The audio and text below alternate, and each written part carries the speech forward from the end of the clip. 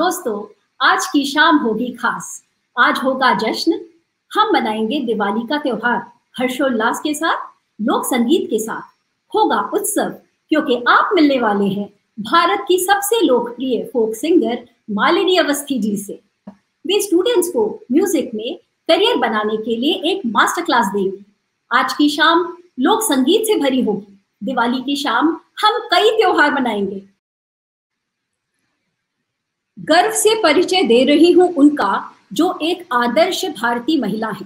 Padmashri professor Malini Awasthi ji का जन्म इत्र की नगरी कन्नौज में हुआ। इत्र की खुशबू की तरह इन्होंने भारत लोक संगीत को और परंपराओं को के प्रति अपने जुनून से एसेंस ऑफ इंडिया को विश्व भर में बिखराया है। इनके पिताजी डॉक्टर प्रमथनाथ अवस्थी जी बलरामपुर हॉस्पिटल में सीनियर मेडिकल सुपरिंटेंडेंट थे और माताजी श्रीमती निर्मला अवस्थी जी बहुमुखी प्रतिभा की धनी, अपने सामाजिक दायित्व को समझने वाली प्रतिभाशाली प्रभावशाली एक गृहिणी थी। प्रोफेसर साहिबा मालिनी जी ने यूनिवर्सिटी ऑफ लखनऊ से MA in modern history with specialisation in medieval and modern Indian architecture किया है। वे गोल्ड मेडलिस्ट रही हैं और भातखंडे संगीत महाविश्वविद्यालय के म्यूजिक में पोस्ट ग्रेजुएशन किया है। फोक म्यूजिक के विभिन्न रूपों के research on documentation and dissemination के कारण मालिनी जी को बनारस हिंदू यूनिवर्सिटी के भारतीय अध्ययन केंद्र इंडियन स्टडी सेंटर में centenary chair professor for folklore के रूप में नियुक्त होने का विशिष्ट विशेषाधिकार प्राप्त है। मालिनी जी also serves as an honorary professor at the Media Center for Jawaharlal Nehru University in New Delhi. UNESCO ने भी मालिनी जी को India's representative for folk music at the UNESCO cultural commission के रूप में नियुक्त करके सम्मानित किया है। प्रोफेसर अवस्थी संगीत नाटक अकादमी अवॉर्डी हैं और Indian council for cultural relations की गवर्निंग बॉडी की सदस्य भी हैं। Professor Awasthi is passionate about preserving the intangible oral traditions of India and believes that देश की सेवा करना और लोक संस्कृति का संरक्षण करना उनका धर्म है।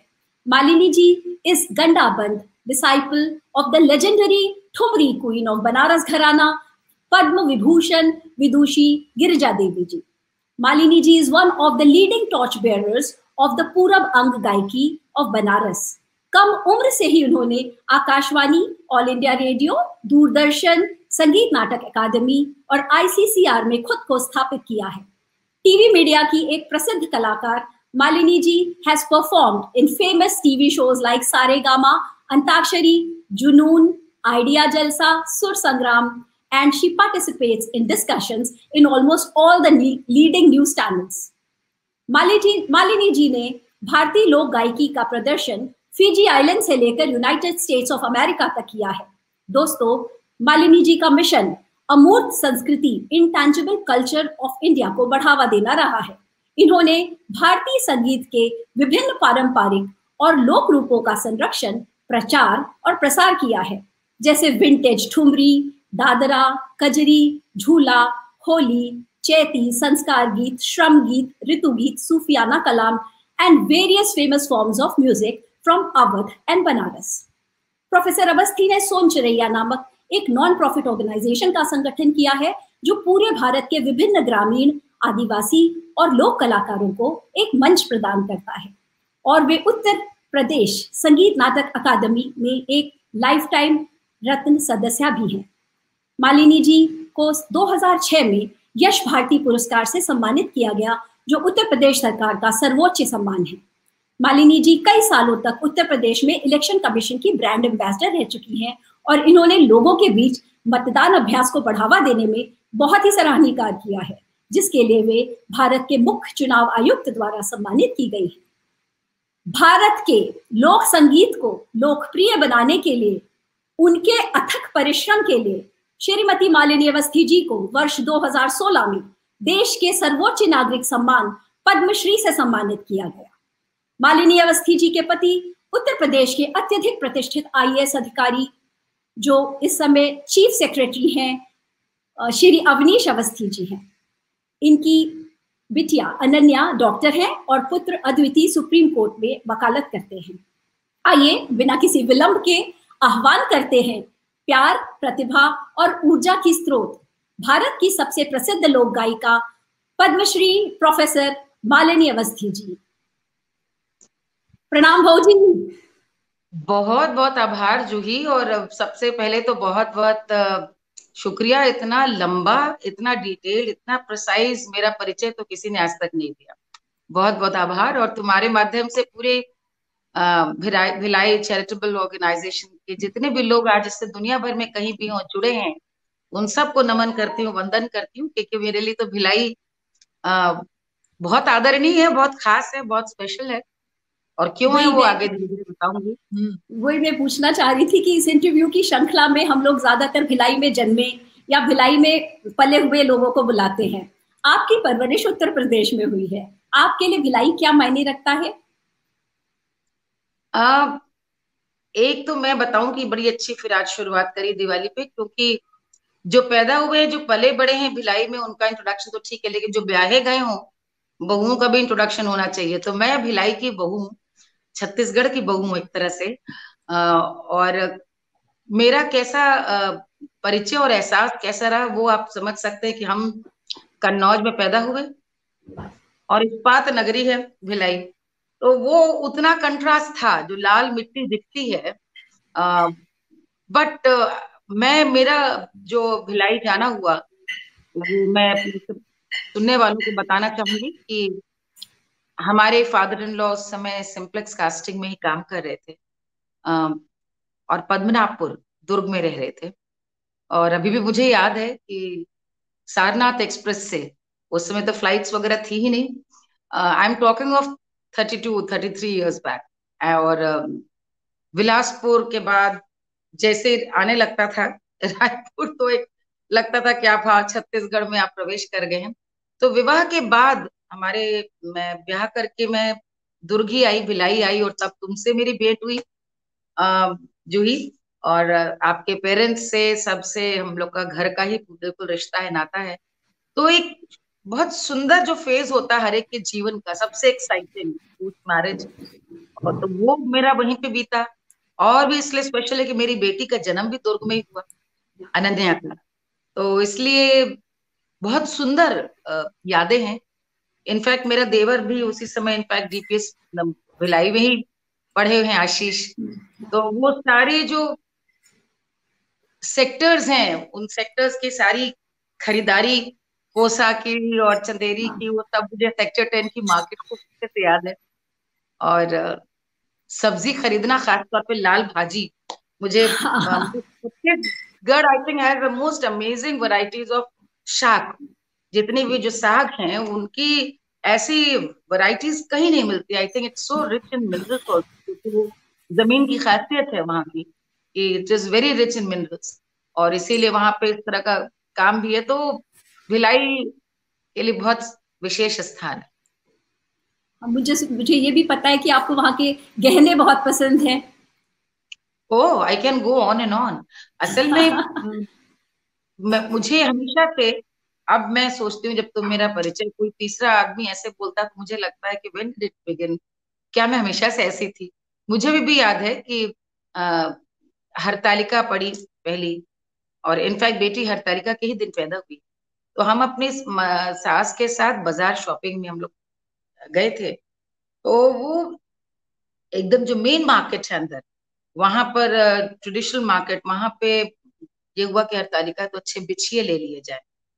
तो जो चांदी में भी ऑक्सीडाइज और रियल सिल्वर में जो इतनी सुंदर मछली के मुंह की, और इतनी आई थिंक क्योंकि वो जो जनजातीय प्रभाव है वहां पर, इसके लिए जो पारंपरिक वहां पे बिछिए, छागल, पैर के पायजे, उनके जो डिजाइन्स मिलते हैं, they are so authentic and so good कि आप यकीन नहीं करेंगे कि मैं उसके बाद 3-4 बार कार्यक्रम देने के लिए गई हूँ। तो दुर्ग भिलाई कई बार जाना हुआ। तो मैं वहां पर जाकर एक दिन तो मैंने मंच से अनाउंस कर दिया। मुझे याद है भिलाई में गई थी, सरोज पांडे जी ने बुलाया था। तो मैंने मंच से बोला कि आ, भाई यहाँ पे बड़े अच्छे बिछिए। तो आई वाज सरप्राइज कि अगले दिन हमको एयरपोर्ट छोड़ने के लिए जो लोग आए, तो वो अपने संग बिछिए लाए। आप जो बता रही थी मछली वाला तो नहीं मिला, लेकिन ये मिला है। मैंने कहा अरे, दिस वाज सो स्वीट। तो वही ये एक गुनगुनी सी बड़ी प्यारी मीठी मीठी यादें हैं। मैत्री बाग मैत्री बाग घूमने की। हाँ। और मैं सबको बताना चाहती हूँ, we had a long courtship, me and my husband. और चूंकि इनकी ट्रेनिंग मेरी पढ़ाई दोनों बाकी थी, तो इसलिए शादी लंबे समय तक तय रही। तो जब जो हमारी रिंग सेरेमनी हुई, वो पद्मनाभपुर के मंदिर में ही हुई, दुर्ग में। तो हमारी जो होने वाले पतिदेव थे, उनको ये नहीं मालूम था कि हम आ रहे हैं। उस जमाने में बहुत बड़ी बात थी कि लड़की शादी के पहले ससुराल जाए। ऐसा होता नहीं था, आज भी नहीं होता है। तो वो दौर अलग था। और हम जब वहां पहुंचे तो हमारे हस्बैंड एकदम शॉक्ड रह गए देख करके कि ये कहाँ से, लखनऊ से मेरे पेरेंट्स, मदर फादर, हम लोग सब लोग आए थे। और फिर उसके बाद मुझे याद है जो पहली मुलाकात के संग संग जो बीता हुआ समय है, खासतौर पे मैत्री बाग घूमना।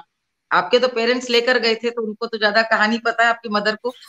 और एक बार वो चाट वाला भी था, अवस्थी चाट भंडार, क्या वो? हाँ हाँ, अवस्थी चाट भंडार, वो यूपी की वो बहुत ही खास चाट की दुकान है। जो भी भिलाई में रहा है या पैदा हुआ है, उसको वो बहुत पसंद है।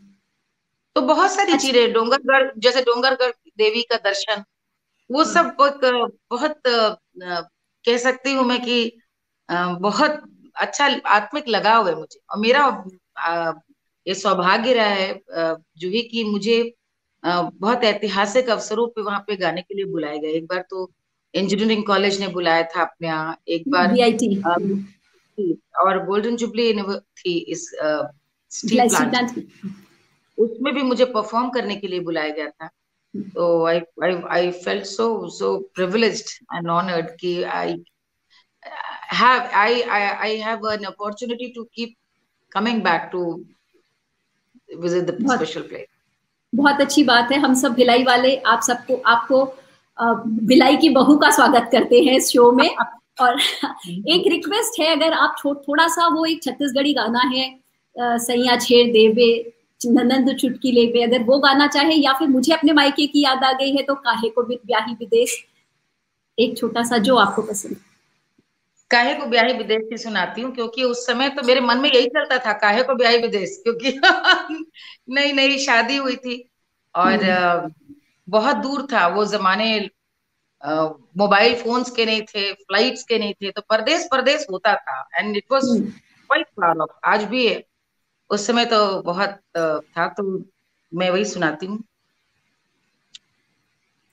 काहे को ब्याही विदेश, अरे लखिया बाबुल मोहे, काहे को ब्याही विदेश, अरे लखिया बाबुल मोहे, काहे को ब्याही विदेश। हम तो बाबुल तोरी बगिया की कलियां, अरे घर घर मांगी जान, अरे लखिया बाबुल मोहे, काहे को ब्याही विदेश। तुम खुद ही विदेश में बैठी हो। और हाँ, मुझे लगता है कि ये ये बात, गाने हमारे यहाँ जो Gullu, sorry, I am coming back to the नहीं नहीं, nickname. It's okay, it's okay, let it be हाँ, आउट टुडे। नहीं, मुझे एक जिस कारण से हमारे पारंपरिक गीतों पर काम करना मैंने अपने जीवन का जो ध्येय माना, उसके पीछे कारण यही था कि ये जो गीत है, जो हमारे अ, इसे तो खुसरो ने लिखा, हजरत अमीर खुसरो का लिखा हुआ है। लेकिन अनगिनत ऐसे गाने हैं जो हमारी दादी काकी, उनकी सास, उनकी दादी, उनकी भी काकी, कितनी पीढ़ी, ना इनका इतिहास किसी को पता है, ना इनकी नहीं धुनों नहीं, का इतिहास पता है कि किसने बनाई। लेकिन उस मामले में इतने आग्रही हैं कि आप यदि एक समूह में कहीं पर जगह में गाएं, आप धुन से जरा अलग होंगी तो चार औरतें टोक देंगी। हाँ ये ऐसे नहीं, ऐसे गाना है। और ये अद्भुत बात इसलिए है क्योंकि ये कभी रिकॉर्डेड नहीं रहे और कभी क्लास में नहीं सिखाए गए। क्लास तो यही होती हाँ थी कि वो जो अब बच्चा, कंचेदन, मुंडन, ब्याह, जनेऊ, रत जगा, उसी में गाती चली जा रही है, उसी में सुनती सीखती आ रही है। और इन गानों में जो सोशल स्टडी देखने को पूरी मिलती है, एक हमारे पूरे समाज के ढांचे की, जीवन शैली की, जीवन दर्शन की, वो इतनी अद्भुत है। अब इसी गाने को देखें कि उस समय खुसरो ने कल्पना की है कि लड़की अपने पिता से सवाल कर रही कि मुझे क्यों विदेश ब्याह। ये गाना जो है मैं कई बार गाती हूँ जब परेशान हो जाती हूँ, जब माता पिता से बात होने में कुछ प्रॉब्लम आती है तो गा लेती हूँ अपने मन में और आपको हमेशा याद कर लेती हूँ। अरे अच्छा मालिनी जी, आज ये थोड़ी सी त्रुटियां होंगी, आप मुझे मेरे घर के नाम से और मैं आपको आपके घर के नाम से बुलाने लग जाऊंगी, तो दर्शकों से है माफी पहले। तो ये है कि लोक संगीत या शास्त्रीय संगीत को करियर बनाने के पूर्व किन बातों का ध्यान रखना चाहिए, एक सच्चा गवैया बनने के लिए किन क्वालिटीज का होना अनिवार्य है, आप हमारे स्टूडेंट्स का मार्गदर्शन कीजिए। देखिए, सबसे पहले तो मैं यहाँ पे लोक और शास्त्रीय में भेद नहीं करती, संगीत की बात करती हूँ।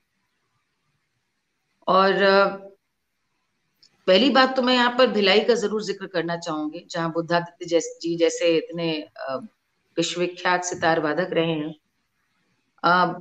भिलाई में हमारी साथ हमेशा कहती रही कि देश का कोई प्रतिष्ठित कलाकार ऐसा नहीं था जिसको स्टील प्लांट में हम लोगों ने सुना ना हो, जिसे वहां बुलाया न जाता रहा हो। ये जो सुनने का संस्कार है बहुत महत्वपूर्ण है। तो एक तो ये जो प्रथा है, प्रचलन है, जितने भी पीएसयूज में, खास तौर पे जो टाउनशिप जहां पे डेवलप हुई है, वहां पे ये चलती रहनी चाहिए, क्योंकि if nothing it sensitize you to become a great listener and to appreciate Indian music firstly. तो पहला तो ये है कि सुनना आना चाहिए। जब तक सुनेंगे नहीं वो बीज नहीं पड़ेंगे। रातों रात आप चाहे मेरा बच्चा सीखे, आप सुनते क्या है as parents? Have you introduce your child to good music, quality music? What have been you listening? तो एक तो ये पहली चीज है कि अच्छा सुने। गाने की जहां तक बात है तो शास्त्रीय संगीत तो मेरुदंड है संगीत। आप कुछ भी गाएं, मैंने तो 35-40 साल जो सीखा है वो क्लासिकली सीखा है। लोक संगीत को जीवन बनाया, क्योंकि इसमें जो मैंने पहले ही बताया कि इसके जो तत्व हैं वो मुझे आकर्षित करते हैं। मुझे लगता था इस पर काम नहीं हुआ है, इसको इस ढंग से पॉपुलराइज नहीं किया गया, इसको झिंटाक म्यूजिक, इसको आइटम सॉन्ग, इसको हल्का या डबल मीनिंग उस तरह से प्रचारित किया गया था। But I wanted to speak about the depth, about the insight, about the gravity of that of traditions carry. तो मैंने इसलिए इस तरफ जीवन अपना, और दूसरी तरफ गुरु हमारा आपने नाम लिया उनका, हमारे गुरु अप्पा जी गजा देवी जी, उनकी गंडाबंद शिष्या, उनसे 19 साल मैंने सीखा। तो शास्त्रीय संगीत और ठुमरी वो भी मैं गाती हूँ। तो मैंने दोनों संतुलन बैठाया, दोनों चीजें गाती हूँ। मैं ये इसलिए कह रही हूँ कि शास्त्रीय संगीत मूल तत्व है। आज क्या है कि चूंकि बच्चों के भी रियलिटी शो आते हैं और उसमें हम ऐसे अद्भुत प्रतिभाएं भी देखते हैं, क्योंकि आज सुनना सीखना बहुत आसान हो गया because of the phones and AirPod. तो आप खुद ही बच्चे सीख ले रहे हैं, आप कुछ भी अच्छा पसंद है आप किसी गुरु को सुने, किसी गाने को सुने। लेकिन आज भी मैं ओल्ड स्कूल ऑफ थॉट वाली हूँ, तो मेरे लिए तो गुरु शिष्य परंपरा ही असली सीखना है, जिसमें ट्यूशन की तरह नहीं सिखाया जाता। और आप अपने गुरु से संगीत के अलावा बहुत कुछ सीखते हैं, जीवन शैली सीखते हैं। तो रियाज जब हम करते हैं, सब लोग कहते हैं ना रियाज करो रियाज करो। क्या है रियाज? रियाज का मतलब ये है कि आप अपने आप को ढालते हुए खाओ। जैसे याद करिए, हम लोग जब स्कूल में पढ़ाई करते हैं तो क्यों टीचर जोर देती थी होमवर्क करके आना? ऐसा नहीं था कि वो लड्डू मिल जाएंगे होमवर्क कर लेंगे। होमवर्क करके आना मतलब कि इस सबक को बेसिकली घर में भी जाकर किताब खोलनी, घर में भी ये कंटिन्यूड प्रोसेस है बेसिकली, मतलब ये था। तो रियाज का मतलब ये है कि गुरु ने जो सिखाया, आप जब घर में हैं, अकेले हैं, जब वो सामने नहीं है, आप उस पे साधें। और जब तक साधेंगे नहीं, सुर सधेगा। कैसे भी, अभी आपने मुझे गाने को कहा, मेरे पास तो कोई साज नहीं है, मैं तो तानपुरा भी नहीं खोल पाई फोन, बट आई कैन। वो जो ये रियाज से आता है। कि वो तपस्या, जैसे शरीर को हम तपा करके इस लायक बनाते हैं, योग करते हैं, ये भी साधना होता है। उसके लिए मैं कहूंगी कि आपको जो अच्छा गुरु मिले आप सुने, सीखें। और सबसे इम्पोर्टेंट, बहुत जरूरी कि आप ये तय करें कि संगीत की किस धारा में आपको जाना है। Do you want to become a playback singer? Do you want to become classical singer? क्या आपको गजलें गानी है? क्या आपको भजन या भक्ति पद की रचनाएं अच्छी लगती है? क्या आपको फोक पसंद है? जो पहली वाली चीजें हैं उनमें क्लासिकल सीखना, मैंने पहले कह दिया कि शास्त्रीय संगीत लंबा रास्ता है, कोई साधना का रास्ता है। इसमें आप अपने को तपाएंगे तभी कुंदन बनेंगे, और बिना अच्छे गुरु के वो संभव। Number 2 is playback singing. Playback singing के लिए आज यूट्यूब इज द गुरु। तो आप you can listen to anyone you fancy and try and follow. बहुत सारे सिंगर्स आज यही कर रहे हैं। इनकी एकेडमीज अब हैं जो वॉइस कल्चर टेक्निक सिखाती हैं, वॉइस कैसे मॉड्यूलेट करें, कैसे वॉइस निकालें। थर्ड इज गजल। गजल गाने के लिए आपको उर्दू का, फारसी का अच्छा ज्ञान हो, शायरी की समझ हो, शायरों की जानकारी हो। और इट्स अ ब्यूटीफुल विधा जो कि बीच में, आई एम हैप्पी कि फिर से रिवाइव कर रही है। तो अच्छी गजलों को सुने, अच्छे दीवान पढ़े। भक्ति या डिवोशनल पद की बात की मैंने, और फोक की। ये दोनों विधाएं ऐसी जहां भीतर से यदि नहीं है तो आप इधर मत ही आइए। Devotion is a feeling that has to come from with. कि आपने आंख बंद करी और यदि आपने कहा जय हो राम तुम्हारी जय हो, राम की जय जयकार हुई ना दिवाली में, तो आपने जैसे कहा तो आपकी लौ लग जाए कि हाँ राम की जय जयकार। वो भक्ति यदि मन में भावना नहीं तो नहीं गा सकते। ऐसी फोक है। लोकगीत के लिए यदि माटी के प्रति, भारतीयता के प्रति, अपनी निजता के प्रति सम्मान नहीं है, और आप सिर्फ इसलिए गा रहे हैं कि दिन चक के संग कुछ एक पब्लिक डांस करने लगे कि हर एक को अच्छा लगता है, चलो तुम मुसाफिर मोहली हो रे पिंज, आज डिस्को में बजाइए तो लोग नाचेंगे। होली आ गई तो होरी खिलाए रघुबीरा अवध माँ होरी। तो सबको पता है कि पावर इसका पता है, लेकिन ये पावर आती तब है जब यहाँ पर एक गांव जिंदा रहता है, जब यहाँ पर एक गांव सांस लेता है। आप मेरे को जानती हैं जूही, मुझे लगता है 32 साल से आप मुझे देख रहे, right? You were Yes, in yes. School, you must have always seen me in seedha palla. Yes. You remember I was a मैंने यंग ब्राइड देन। मैंने भी यहाँ सीधा पल्ला पहला। तो मैंने कभी सीधा पल्ला, और मुझको तब वहां पे उस समय भी कहते थे, जब स्पेशली जब अवनीश सर्विस में ही वाज कलेक्टर, कि बड़ा ट्रेडिशनल लगता है, बड़ा गंवार टाइप का भी लगता है। मैंने कहा भाई तो गंवार हम हैं। अब I can't help your understanding about the you know this is what I want to change, and I think I have been able to somewhat. हाँ, तो ये जो लोक संगीत गाना है, तो आप ये जान ले कि गुरु फिर कोई भी हो सकता है। आपकी दादी, आपकी नानी, आपकी माँ, वो खेत की मेड़ पे काम करने वाला किसान, पत्थर उठाती वो मजदूर औरत जो गाना गा करके भी वजन उठाई है बच्चे को पीठ पे बांध कर। ये जो लाइफ स्टाइल को भी इंजॉय करते हुए, जहाँ संगीत भी, श्रम गीत भी गा गा करके जिस समाज ने उसको भी आनंद उठाया उस श्रम का, जब तक उसके लिए आदर नहीं है लोकगीत मत गाइए। वो ऐसे तो सीडी कैसेट बाजार में निकल ही जाए। यही बस मैं कहना चाहती हूँ कि sincerity for the stream that you choose, that is very important. आपके गुरुजन पहले उस्ताद शुजात हुसैन साहब लखनऊ घराना, फिर उस्ताद राहत अली खान रामपुर घराना, और अंत में अप्पा जी गिरजा देवी जी बनारस घराना। इनकी सीख के फर्क को बताएं, और हो सके तो थोड़ा थोड़ा गा के इन तीनों के स्टाइल को समझा दे तो बहुत अच्छे से समझ आ जाएगा। जो हमारे पहले गुरु थे शुजात हुसैन खान साहब, वो लखनऊ नहीं रामपुर घराना के थे। अच्छा, रामपुर घराने के थे। और राहत अली खान साहब जो पटियाला घराने के थे। दोनों से मैंने गोरखपुर में सीखा।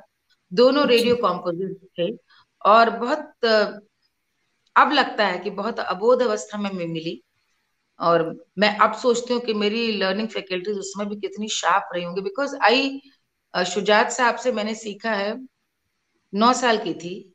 मतलब मैं सीखती हुई आ रही थी। मैं मिर्जापुर में भी गाती थी, श्रीवास्तव जी थे, पांसे जी थे, झांसी में जब पिताजी पोस्टेड हुए उनसे भी सीखा। तो द प्रोसेस कंटिन्यूड, लेकिन जो एक होता है ना तरीके से, विधि विधान से सीखना, वो शुजात साहब ने, इसलिए मैं उनको फॉर्मल गुरु नहीं बोलती।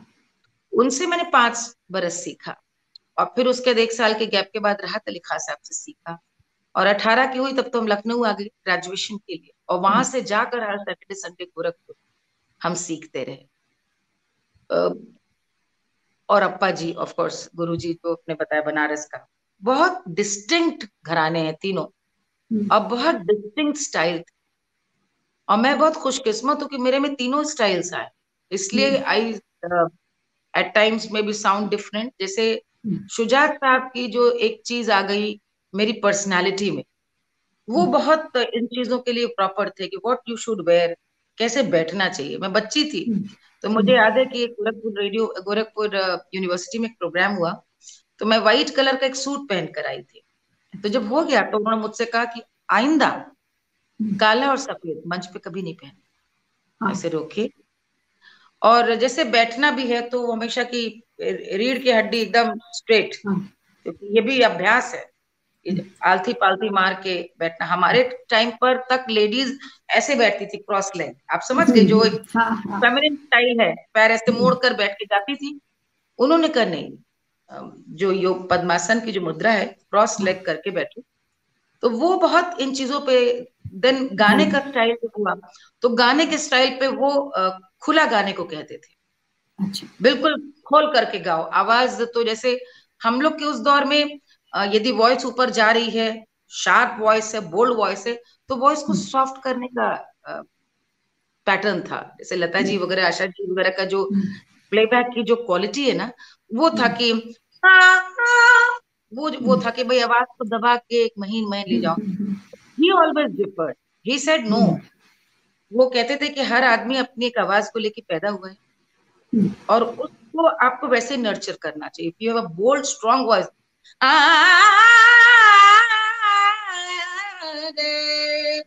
so he made me confident of my voice quality, which I thought was not great. Open up and accept it. He said, no, not only accept, he said कि this should be your style. This is you. Wow. You are born with this timber. हर एक का एक अलग है, हर एक का skin tone अलग है, हर एक का आंखें अलग बनाई भगवान ने, तो गला भी हर एक को अलग दिया है। अब तुम गा रही हो तो जो है उसको, वो जो तुम नहीं हो क्यों बन रही हो, जो हो वो गाओ। तो जो मैं बहुत कुछ आज मेरे जो खुलकर बिंदास गाती हूँ, उसमें मेरे पहले गुरु की वो बहुत बड़ी छाप। बट अगेन जो घराना था उनका राम, वो बहुत मुलायम गायकी का है। ओहो, अच्छा। तो जैसे मैं बंदिश सुना रही हूँ उनकी सिखाई हुई, अपनी गरज पकड़ ली मैया मोरी, अपनी गरज पकड़ ली मैया मोरी, बैया मोरी जोरा जोरी, अपनी गरज पकड़ ली बाई। तो ये शुजात साहब थे, उन्होंने हमें कॉम्पिटिशन्स में पार्टिसिपेट करने के लिए तैयार किया। उनकी वजह से मैंने सीखा कि 5 मिनट की प्रस्तुति में भी कितनी शार्पनेस होनी चाहिए इतनी छोटी उम्र में। उनकी वजह से मैंने सीखा कि हारना भी बहुत बड़ी एक नियामत है, जो पार्टिसिपेट करेगा वही तो हारेगा। सो ही वॉज अ रियल गुरु। मतलब आई can go on and on, I am sorry मैं लंबा इसलिए बोल रही हूँ यहाँ पे उनके लिए, क्योंकि मैं उस समय लिख भी नहीं पाती थी। भाई 9 बरस की उम्र में जो गजलों के बड़े बड़े मतलब सिखाते थे, तो जैसे उर्दू में नुक्ता वगैरह होता है, कहाँ क्या लगना है, तो वो हम खुद लिखते थे। मेरे पास जो डायरी है शुरू की, वो उनके हाथ की लिखी। कहाँ मिलेंगे आज ऐसे गुरु, कौन करेगा ऐसा। आजकल तो सब बिल्कुल डिक्टेट कर देंगे, रिकॉर्ड करो। मोती जैसे अक्षरों में उनकी लिखी हुई, शायर का नाम लिखा हुआ है, किस डेट को उन्होंने सिखाई वो भी लिखा हुआ है। सो आई लर्न फ्रॉम हिम। आज तक मेरी बेटी कहते कि मम्मी तुम्हारी अब नई डायरी चल रही है, क्योंकि हमको आदत पड़ गई कि हम बहुत अच्छे से सारी चीजों को डॉक्यूमेंट करके डायरी में लिखें। वो उनकी देन। अब आइए हमारे दूसरे उस्ताद शुजात साहब, बिल्कुल उल्टे, बिल्कुल अलग। मतलब जितना कोई विपरीत ध्रुव हो सकते हैं, वाह इनका ये पैटर्न था कि देर इज नो पैटर्न। वाह। खान साहब का ये पैटर्न था कि आर्टिस्ट तो बिंदास है, आर्टिस्ट को कौन बांधेगा, जैसा चाहे वो गाओ, जो गाना हो गाओ, किसी भी तरफ गले घूम जाए, कैसे भी। तो वो मैंने उनसे वर्सटैलिटी सीखी। वो तो he was an extraordinary artist. राहत अली खान साहब, दिलेर मेहंदी और हम गुरु भाई हैं, हम लोगों ने हाँ साथ हाँ। ही गोरखपुर में सीखा। और अद्भुत, मतलब मैंने उन जैसे वो भजन बनाए उन्होंने, जैसे भोजपुरी लोकगीत बनाए, जैसी गजलें, वैसे ठुमरी दादरा, तो मुझे उनको देख के लगता था कि वो जब भजन गाते हैं तो वो जैसे राम की जय जयकार करने लगते हैं, कबीर गाते हैं, गजल गाते हैं तो लगता है गुलाम अली उनके पानी आगे पानी भरे। और ये हुआ भी। गुलाम अली साहब जब फर्स्ट टाइम हिंदुस्तान आए, अच्छा। तुलसी थिएटर में प्रोग्राम था लखनऊ में, तो he went to Gorakhpur all the way to meet my वाह। उस्ताद, went away like an unsung hero. उस जमाने में बहुत सारे ऐसे कलाकार, इनफैक्ट वो रायपुर तो बहुत कार्यक्रम देने के लिए आते। मैं भी कई बार जब रेडियो में आकाशवाणी से रायपुर वगैरह में गई हूँ, तो अ, बहुत वहां पे लोग अभी तक उनको याद करते हैं, राहत अली खान साहब हमारे उस्ताद को। तो उनसे मैंने सीखा कि ये तैयारी होनी चाहिए कि आप ठुमरी, टप्पा, दादरा से लेके लोकगीत सब कुछ गाएं। वही मैं आज बन भी गई हूँ कि वर्सटैलिटी जो है वो उनका मेन। और जब अप्पा जी से सीखा, तो उनसे तो मैंने, she brought in a lot of,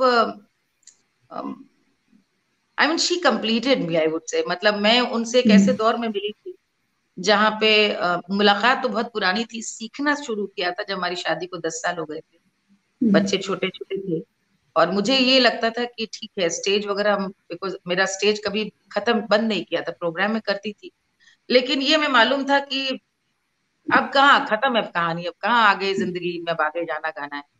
लेकिन उन, ये मेरे अंदर हमेशा से रहा है जूही, कि I never stop learning. Yes. I respect teachers and their learnings. मुझे लगता है कि ये भाव इंसान में अंतिम सांस तक जिंदा रहना चाहिए। तो मुझे लगता था कि ये बनारस, क्योंकि मेरा बचपन मिर्जापुर में बीता है, बनारस के बगल में विंध्यवासिनी माँ की जो धरती है, तो जो पूरब अंग की गायकी है, चैती, कजरी, झूला, ये मुझे मेरे मतलब व्यक्तित्व के निकट था बिल्कुल। That was me. So I identified with her. और मुझे लगा कि ये कम से कम हम गुरु शिष्य परंपरा से तरीका ही सीख जाए। लेकिन ऐसी फिर आशीर्वाद और कृपा हुई, then life change forever. तो अभी तो तीनों गुरु नहीं है हमारे अब इस संसार में, लेकिन कोई दिन नहीं जाता, मतलब कि इसलिए मैंने, आपने जब पूछा कि क्या पहली चीज है, तो पहली चीज तो मैं ये कहूंगी, बट आई एग्री कि अब ऐसे गुरुओं का मिलना भी बहुत मुश्किल है, क्योंकि सबके पास आज समय नहीं है। जितनी उदारता से गुरुओं ने हमें सिखाया है, उसका नतीजा की मैं आज आपके सामने बात कर रही जी। देखिए, आपने दूरदर्शन से अपने सिंगिंग करियर की शुरुआत गजलों से की थी। हजरत आमिर खुसरो, मलिकाए गजल बेगम अख्तर और आप सब अवध से हैं। वहीं की तहजीब की रूमानियत भरी कोई गजल, ठुमरी, दादरा सुनने की इच्छा है? हूँ। बिल्कुल, देखिए लखनऊ से हूं मैं, तो लखनऊ की जो जुबान है वो तो गजलों की है, उर्दू की है, गंगा जमनी है। तो और जैसा आपने देखा हमारे दोनों उस्ताद मुस्लिम थे, तो ये तो बहुत स्वाभाविक था कि मैं गजलें गाती, नज्में पढ़ती। और मुझे बेगम साहिबा का आपने नाम लिया, मुझे उनकी सबसे बड़ी खुसूसियत यही लगती है कि वो गजलें भी गाई उन्होंने, कजरी भी गाई उन्होंने, दादरा भी गाया, पूर्वी भी गाई, होली भी गाई, चौमासा बारह मासा भी गाया। उन्हीं का यही भी है कोई अवध। सुना सकते? हाँ, अगर जी, आपको बुरा ना लगे तो उन्हीं का कोई गाना सुना दीजिए, जी बेगम अख्तर सर। का। मैं जरा तानपुरा थोड़ी देर ऑन कर लूं, क्योंकि जी दिल जी से श्योर। गाती हूँ।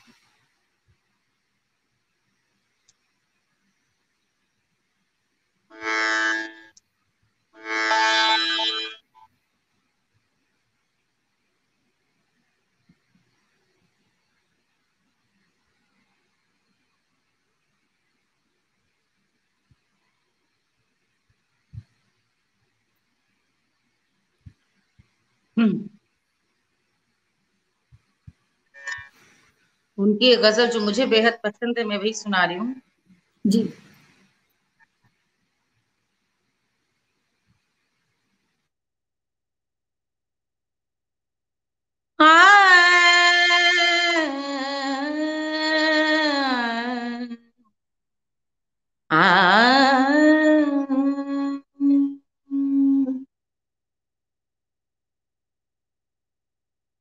कुछ तो दुनिया की इनायत ने दिल तोड़ दिया। कुछ तो दुनिया की इनायत ने दिल तोड़ दिया। और कुछ तलखी और कुछ तलखी हालात ने दिल तोड़ दिया। कुछ तो दुनिया दुनिया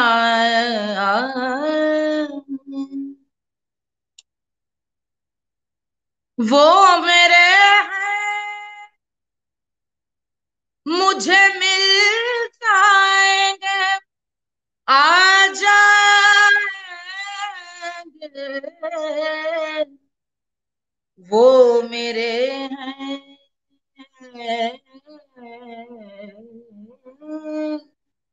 वो मेरे हैं मुझे मिल जाएंगे आ जाएंगे।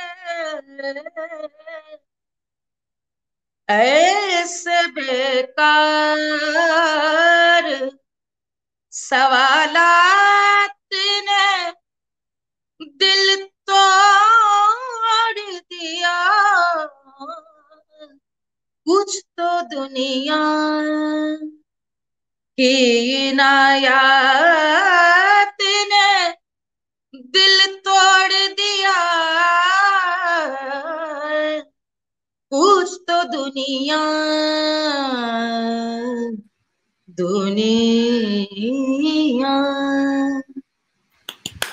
बहुत खूबसूरत, बहुत खूबसूरत। अच्छा भाभी, अप्पा जी और आपको एक साथ पद्मा अवार्ड मिला, तो उस हाँ, दिन आप दोनों ने इन्वेस्टिश्योर सेरेमनी के बाद क्या किया? ये तो मैं पहले बता दूं कि जो सेरेमनी होती है वो दो हिस्से में होती है, अच्छा। क्योंकि सबको परिवार के लोग एक एक दो दो लोग आते हैं तो अशोका हॉल में उतनी जगह नहीं रहती है। तो हम लोग का ये दुर्भाग्य था कि अलग अलग दिन हम लोग को मिला। ओहो। मतलब अच्छा। मेरा 27 मार्च था, अप्पा जी का 2 अप्रैल था। अच्छा। और only one person is allowed. तो वहां पे ऑफ कोर्स बिटिया मुन्नी दीदी गई थी साथ में। लेकिन जो अनाउंसमेंट हुआ था अच्छा। वो वही चीज हुई एक तरह से कि एक साथ ही वो एक बहुत बड़ा सेलिब्रेशन और मेरे जीवन का एक बहुत महत्वपूर्ण दिन था। क्योंकि काशी में बनारस में अखबार में निकला हेडलाइन थी कि काशी की गुरु शिष्य परंपरा को सम्मान। और ये हेडलाइन मतलब, क्योंकि शायद पहली बार हुआ था कि गुरु और शिष्य को एक साथ एक ही वर्ष मतलब उनका पद्म विभूषण था। ऑफ कोर्स उनको देर से मिला क्योंकि अप्पा जी को पद्म भूषण मिला था 89 में। तो उनको भी 23 साल बाद बहुत देर से पद्म विभूषण मिला। बहुत पहले वो तो बहुत डिजर्व करती थी। सरकार भी सो जाती है, आपको पता ही है। तो वो जब हुआ तो मैं तो वो पता है वो होम से फोन आता है मिनिस्ट्री से। तो जब हुआ तो मेरे को उसमें गोपनीय रखने को कहा जाता है, पूछा जाता है 2 दिन पहले कि ऐसा ऐसा निर्णय लिया गया है, आपको यदि वो ऐतराज ना हो। तो मैंने तुरंत तो किसी और को, मैं सीधे अप्पा जी को। तो मुझे अपनी नहीं थी, मुझे लग रहा था कि अप्पा जी के लिए हम लोग 2-3 वर्ष से प्रयास चाहते थे कि अप्पा जी को सरकार मतलब वो करे।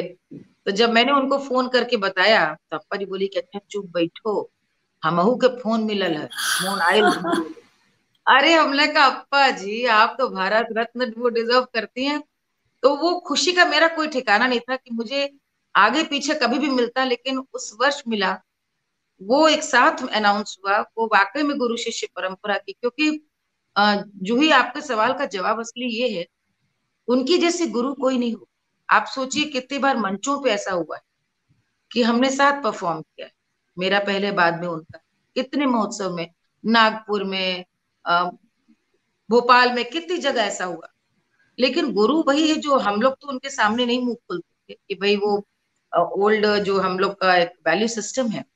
लेकिन वो इतने थे, मुझे याद है दिल्ली में ठुमरी महोत्सव हुआ, तो मुझे गाना था, अप्पा जी का भी था अगले दिन। तो अप्पा जी ने हमको फोन कराया, अप्पा जी ने कहा कि कौन कौन चीज तू गईबू। तो हमने कहा कि अरे अप्पा जी आप जो बताइए वो गाएंगे। बोली ना, ये हमारे पूछा था कि कॉमन ना हो जाए। तो उन्हीं हमने कहा अप्पा जो है वो आप ही से सीखा है। सो थॉटफुल, हाँ बहुत ही थॉटफुल। आप समझ रही मैं क्या कह रही हूँ? मैंने कहा हाँ आप ही बिल्कुल। जो बताइए। बोली ना ना, तू पहले बार हम तो देखे ले, बस तू अपन बता दे कौन चीज तू गई। तो वो जो उदारता और वो जो मतलब ये विशाल हृदय हुए बिना तो कोई गुरु बन ही नहीं सकता। तो वो मैं तो बार बार कहती हूँ कि ये जो कुछ है उनका आशीर्वाद है, इतना बड़ा जीवन। तो that definitely that award, Padma award, sharing it with her the day it was announced made a big difference to me and to her yes. also। वो कहती थी इस बात को, क्योंकि और यही लिखा हमारे था काशी पूरे गुरु शिष्य परिवार परम। को भी, सारे करेक्ट। आपके परिवार को भी। लोक गायिका के रूप में आपको किन बातों का ध्यान रखना पड़ता है कि जड़ों से उपजे संगीत में कोई पश्चिमी या फिल्मी या कोई और प्रभाव ना पड़े? How do you maintain the Gravitas in your compositions? Say that again, क्या कह रही है? लोक गायिका के रूप में आपको किन बातों का ध्यान रखना पड़ता है कि जड़ों से उपजे संगीत में कोई पश्चिमी, फिल्मी या कोई और प्रभाव ना पड़े? How do you maintain the Gravitas in your compositions? आपके जो गाने हैं उनका लेवल ही अलग है। वो एक सिग्नेचर स्टाइल मुझे लगता है ओवर द इयर्स अब डेवलप हो गया है, जो भी I don't think it was intended to become that. वो ओवर द इयर्स गाते गाते वो पावर आ जाती है उस गाने में कि वो आपका गाना बन जाता है एक तरह से। एंड कोई, मैं चूंकि आई वाज नेवर फिल्मी इन द वे कि मैंने कभी प्लेबैक का मैंने गाने गाए हैं, ऑफर भी मिले, मैं वहां गई हूँ, and I been fond of Bollywood music, मतलब पुराने जो फिल्म के गाने हैं। तो ऐसा भी नहीं कि सुनते नहीं है, ये हमारे फैन रहे हम लोग पूरे हिंदुस्तान की तरह, लता आशा जी के।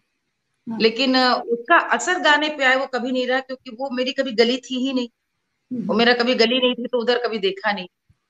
दूसरा जरूर होता था कि क्लासिकल की जो आपकी ट्रेनिंग, वो कभी फोक पे हावी ना हो। या पता चला तान लगा रहे हैं, बहुत सारे लोगों को ये बीमारी होती है कि आप तान लगाएंगे, खटके मुर्कियां लगाएंगे तो फिर आप गवैये माने जाए। नो, संगीत की पहली शर्त ये कि रस निस्पंदन होना चाहिए। रस उत्पत्ति है तो संगीत है। आप राग गा जाएं, आप गमक गा जाएं, आप कैसे, आपने देखा ये माझी अपनी नाव खेते हुए कोई सादा से निर्गुण की दो पंक्ति गाता और आपको लगता है कि वक्त ठहर जाए, पानी ऐसे ही बहता रहे, बस एक गाता जाए। वो कहीं से सीखा नहीं है। ये जो रस निस्पंदन की जो एक भावना, संगीत का यही मूल वो है। तो ये जरूर मुझे बहुत सचेष्ट रूप में, जैसे कि मैं आपको उदाहरण एक बताऊं इस सवाल का जवाब।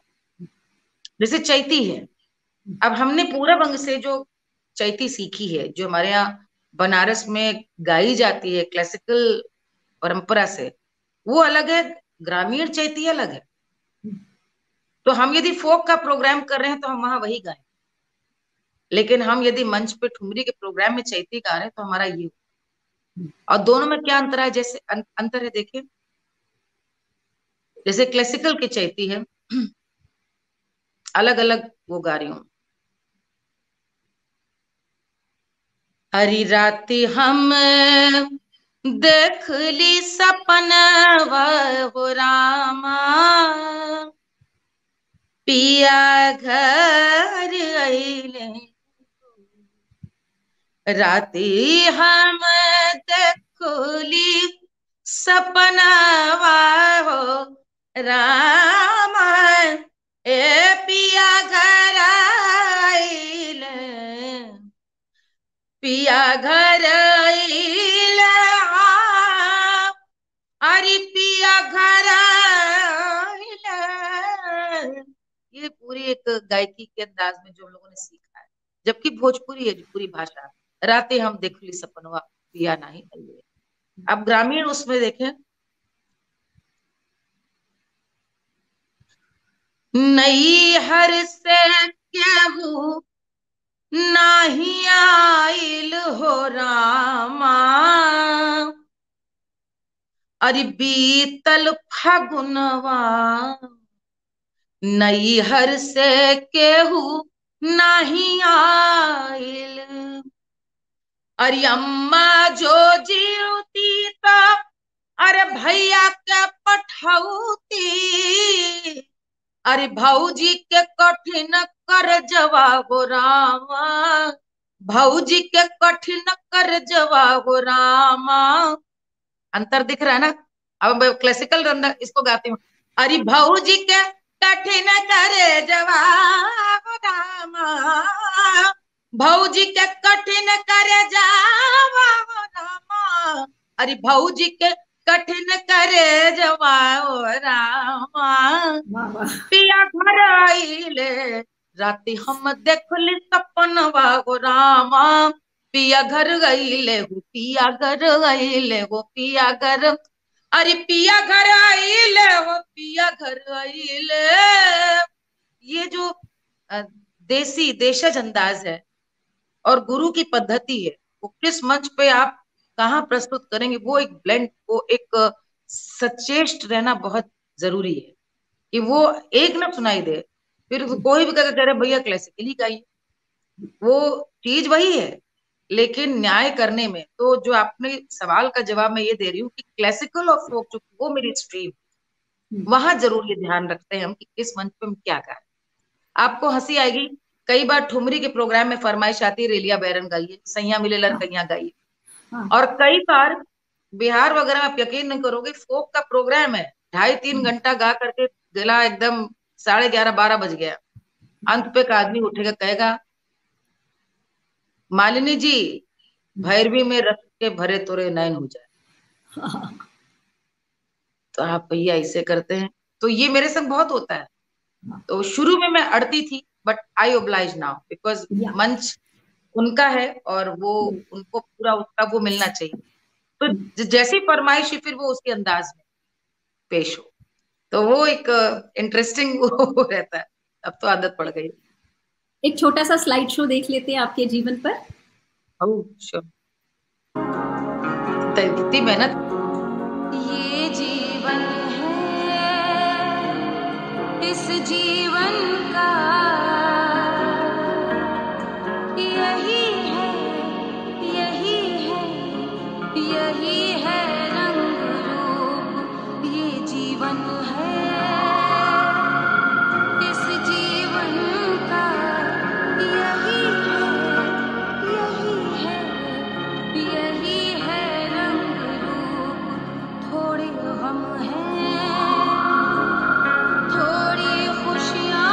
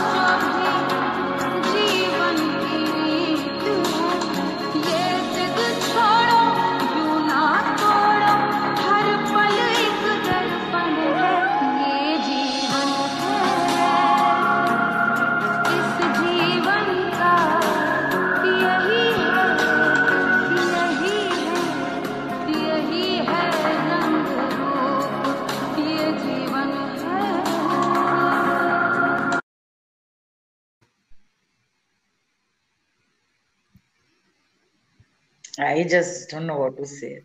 This is most overwhelming ride. Thank you so much for this. I want Oh, this. I will share with you. वंदना अग्रवाल जी है, सिंगापुर में काफी जानी मानी शख्सियत हैं। ये आपकी फैन भी है बहुत बड़ी। इन्होंने मुझसे कोशिश करी थी कि अपनी बिटिया की शादी में आपको बुलाएं, अगली बार अब इनके घर में कोई भी अच्छी चीज होगी तो हम लोग चलेंगे दोनों। तो इनका कहना है और ये जानना चाहती है, how the Indian diaspora has taken folk music overseas and kept it alive. कैसे भारतीय प्रवासी लोक संगीत को विदेशों में ले गए हैं और उसे जीवित रखा है। आपके विचार जानना चाहते हैं। देखिए, डायस्पोरा ने तो कल्चर को बहुत जिंदा रखा है। इंडियन कल्चर आज ग्लोबली बहुत ज्यादा जो एक ग्लोबल फेस पाया, उसमें तो डायस्पोरा का बहुत बड़ा हाथ है। थोड़ा सा अंतर बस यहाँ पर ये है कि जब हम फोक म्यूजिक की बात करते हैं तो वहां पे चूंकि अधिकतर न्यूक्लियर फैमिलीज हैं जो वहां पर गए। अदर देन डायस्पोरा में जो हमारे जो माइग्रेंट हिंदुस्तान से गए थे 18-19 सेंचुरी में, Fiji, Suriname, Trinidad, Tobago, Holland, उन्होंने मेंटेन करके रखा। मॉरिशस, क्योंकि they move together as family, और वहां पे फिर वो कम्युनिटी की तरह से बड़े भी हुए। वो मतलब आए भी थे जत्थे में, 200-200, 300-300 लोग, 400-400 लोग एक एक जहाज पे। तो वहां पे उन्होंने तो फोक कल्चर, ट्रेडिशंस, फेस्टिवल्स को उस प्रिमिटिव रूप में बचा के रखा जो शायद अब हिंदुस्तान में भी नहीं। और मैं बहुत खुशनसीब हूँ कि वो मुझे बहुत नजदीक से वो देखने का अवसर मिला है, चाहे वो मॉरिशस में, हॉलैंड में, कि वो मैं दंग रह जाती हूँ कि कुछ गाने जो हमारे यहाँ गाए जाते हैं वो 7वीं-8वीं पीढ़ी वहां पर है, लेकिन अभी भी उन गानों को गा रही है। थोड़ा थोड़ा रंग रूप बदल गया है, चलन बदल गया है शब्द गानों का, लेकिन बिल्कुल वही। लेकिन बाकी जो त्योहार हैं, फेस्टिवल हैं, म्यूजिक है, कल्चर है, वो तो मुझे लगता है हमारे प्रवासियों ने पूरे वैश्विक पहचान दी है त्योहारों को बहुत। क्योंकि आई थिंक एक वही चीज है जो हमें जोड़ता भी है ना। हम जब अपने घर से दूर हैं तो how do you remain connected, how do you I mean live alive yourself. वो आपकी जड़ें ही हैं जो आपको जोड़ती हैं, चाहे वो तीज त्योहार के रूप में, आपके म्यूजिक के रूप में, आपके फेस्टिवल्स के रूप में, या आपके गाने के रूप में। तो जहां तक लोकगीतों की बात पूछ रही है, लोकगीतों में डेफिनेटली ये है कि आप कुछ 2 ही ओकेजन्स ऐसे रह गए जहां पर आप लोकगीतों की आपको बहुत जरूरत है और बेइंतहा इच्छा याद आती है। एक है शादी, दूसरा है होली। ये दोनों बिना इनके नहीं हो पाती। लेकिन लोग हैं निपटाने को, बिना फूक के होली भी निपटाते हैं, शादियां भी निपटा रहे हैं, लेकिन ये अधूरी है। तो ये वहां पर आप यदि अपने घर ही आते हैं करने के लिए तो आप कहीं ना कहीं कनेक्ट दोबारा करते हैं। क्योंकि इन गानों को गाने के लिए, इन गानों को सुनने और सीखने के लिए उस रीजन के लोग आपके, या तो पड़ोसी हूँ, आपके साथ रहते हूँ। मेरी एक फ्रेंड है दुबई में, तो वो बता रही थी कि हम लोग छठ मनाते हैं वहां पे, और छठ चूंकि आने वाली है तो छठ के गाने उन्होंने कहा कि हम लोग 15 परिवार हैं, बिहार के हैं, ईस्टर्न यूपी के हैं, उसमें 7-8 को गाने आते थे, बाकियों ने डाउनलोड करके प्ले सुन लिए। सो दे सिंग टुगेदर। तो ये चीज मुझे लगता है आज तो सीखना आसान है, thanks to technique. But I would say कि एनआरआईज ने तो बहुत हमारे यहाँ त्योहारों को, पर्वों को, बहुत फेस्टिवल्स को बहुत जिंदा करके। आपकी आवाज नीलू जी को बहुत पसंद है और वो मेरी सहपाठी हैं। आपके गानों के साथ वो छठ भी मनाती हैं, और 20 नवंबर को जैसे छठ आने वाला है तो वो उनकी एक गुजारिश है कि आप छठ का कोई भी गाना सुना दीजिए। नीलू जी बहुत बहुत धन्यवाद। और मैं आपको बताऊं कि इस बार छठ में मेरे 2 गाने आ रहे हैं, तो आप सुन सकेंगी। अच्छा। और कौन सा मैं गाने जा रही हूँ वो रिलीज करूंगी परसों नरसों आप के लिए।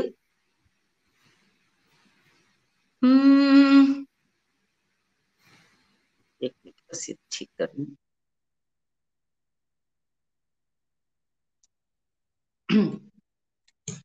केरवाजे फरीला खबद पे ऊह पे सुगा मंडराय, ऊह पे सुगा मेड़राय, पूजे रेखा बरिय आदित से सुगा दिहले जूठिया, सुगा दिहले जूठिया, मार बोरे सुगना धनुख से, सुगा गिरे मुरझाए, सुगा गिरे मुरझाए, सुगनी जे दुएली बिरह में, आदित होत न सहाय, आदित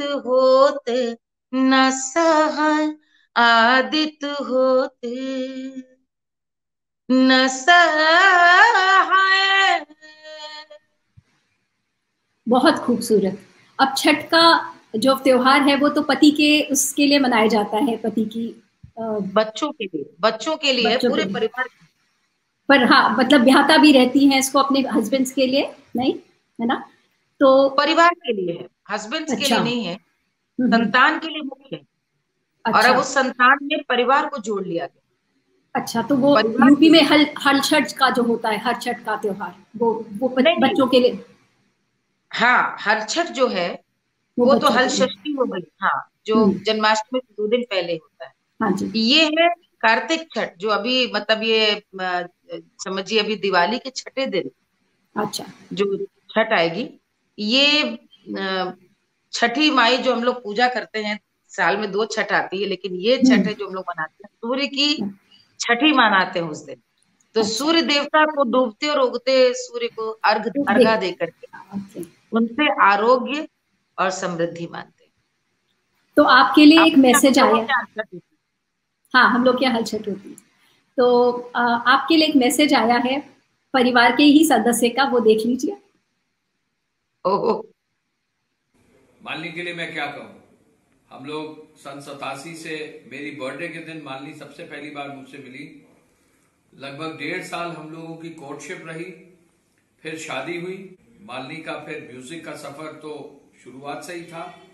खुद ही जो है बहुत बड़ी आर्टिस्ट थी, लेकिन बनारस पहुंचकर अप्पा जी के यानी गिरजा देवी जी के सानिध्य में उन्होंने और ऊंचाइयां जो है प्राप्त की।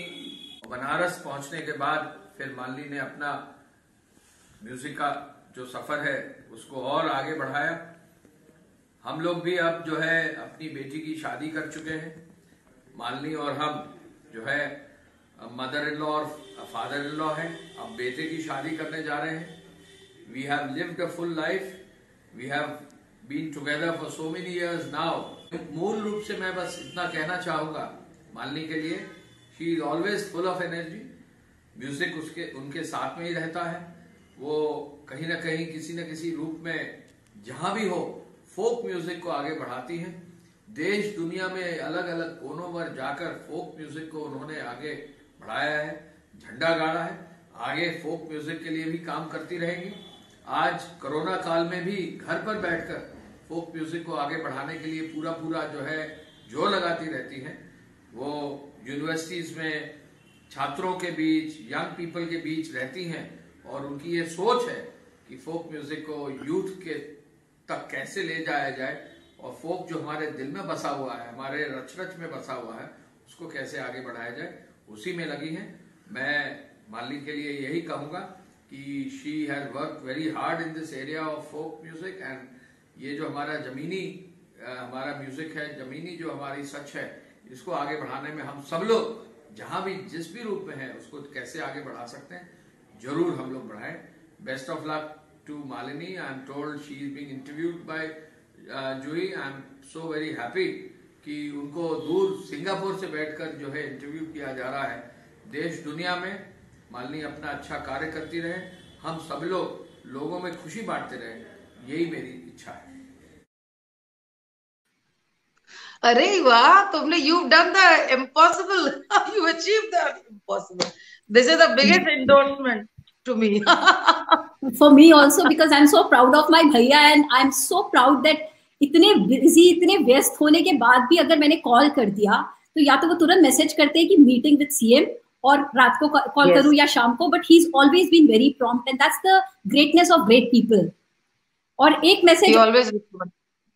एक मैसेज और है, वो ये है कि आपकी जो हार्डवर्क के बारे में अवनीश जी ने बात करी, मल्लिका शुक्ला जी का कहना है कि जितना हार्डवर्क मालिनी अवस्थी में जो मादा है हार्डवर्क करने का, और जो अचीव करने की जो उनमें एक्स्ट्रा ऑर्डिनरी स्ट्रेंथ है, वो उन्होंने किसी और में नहीं देखी। और ये भी कि आपके और अवनीश जी के जो संबंध है पति पत्नी के, वो पति पत्नी के महज नहीं, वो उससे ऊपर कोई लेवल के हैं। तो वो मतलब दोनों की बहुत ज्यादा उन्होंने तारीफ करी है। And you know she is camera शाई, so she couldn't send the video. You have given me my Diwali gift. This is I मतलब in fact I'm too overwhelmed. जो नहीं जानते हैं मैं उनके लिए तो मैं जरूर बताना चाहूंगी, क्योंकि जब हमारी अप्पा जी ने हमको जब गंडा बांधा बनारस में, तो सिखाने के 7-8 साल बाद उन्होंने गंडा बांधने की का कहा, यानी कि व्हेन शी वाज रेडी कि हाँ अब हम सर्टिफाई करते हैं कि तुम्हारी शिष्य हो। तो उन्होंने हमसे कहा कि सबसे पहले संगीत किससे सीखा तुमने, क्योंकि पहला धागा वो भी उनका उपस्थित रहना जरूरी है बांधे। तो मैंने कहा मेरी बड़ी बहन है, जो हमारी बड़ी बहन है, मैं तो गाती भी नहीं, वो गाती थी, उनको सिखाने गुरुजी आते थे। जो मैंने भी बताया मिर्जापुर में श्रीवास्तव जी या झांसी में पासे जी आते थे, उनको सिखाने आते थे। मैं तो 5 साल छोटी थी, मेरी सीखने की उम्र भी नहीं थी, 5 साल की थी, तो मैं तुरंत आ जाती थी और उनको सीखने के लिए बैठ जाती थी उनके पास। तो कितनी चीजों में मैं नहीं बोल पाती थी या लिखती थी, तो she used to teach me, she has. तो जब अप्पा जी ने काशी में मेरे को गंडा बांधा, तो उस समय दीदी वहां थी, और दीदी को पहला उन्होंने धागा बांधा। तो जस्ट टू एक्सप्लेन कि दीदी का इस पूरी संगीत की यात्रा में वो जगह रही, बिकॉज उन्होंने बचपन से, हम लोगों ने जब शुरू किया वो ये सोचा भी नहीं था, और वो दौर भी नहीं था लोग कि कोई ये सोचे कि स्टेज करना है या ये प्रोफेशनली करियर भी लिया जा सकता है। इट वाज जस्ट, हमारे बहुत पेरेंट्स पैशनेट थे, उन्होंने सिखाया।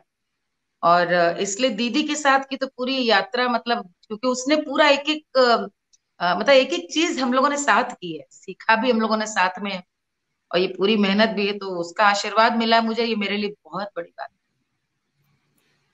ननंद भौजाई के घनिष्ठ संबंधों से ननंद का मायका उसका घर बना रहता है, और उसका मान सब ससुराल में बढ़ा रहता है। मिर्जापुर की एक कजरी सुनाई कोई भी ननंद के।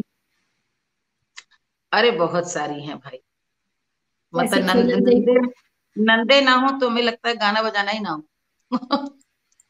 कई गानों में ननद झगड़ा लगाने आती है, और कई जगह तो सहेली बन करके रहती है। तो जो गाने की आप फरमाइश कर रही, मुझे पता है वो क्या है, मैं वही सुना दे रही हूँ।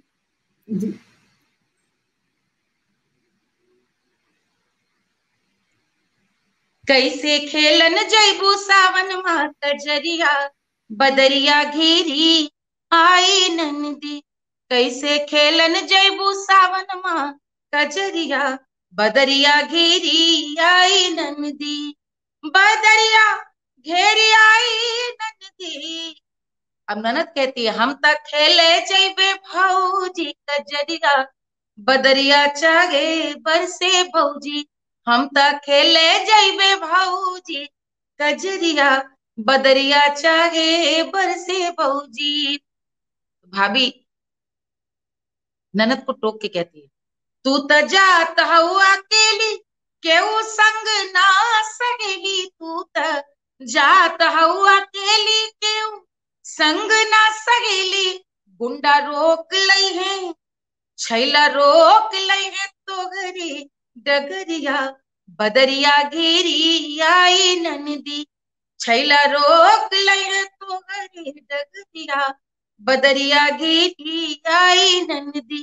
कैसे खेलन जैबू सावन माँ कजरिया, बदरिया घेरी आई नंदी। तो ननद भौजाई पे एक और आपको मैं सुना रही हूँ।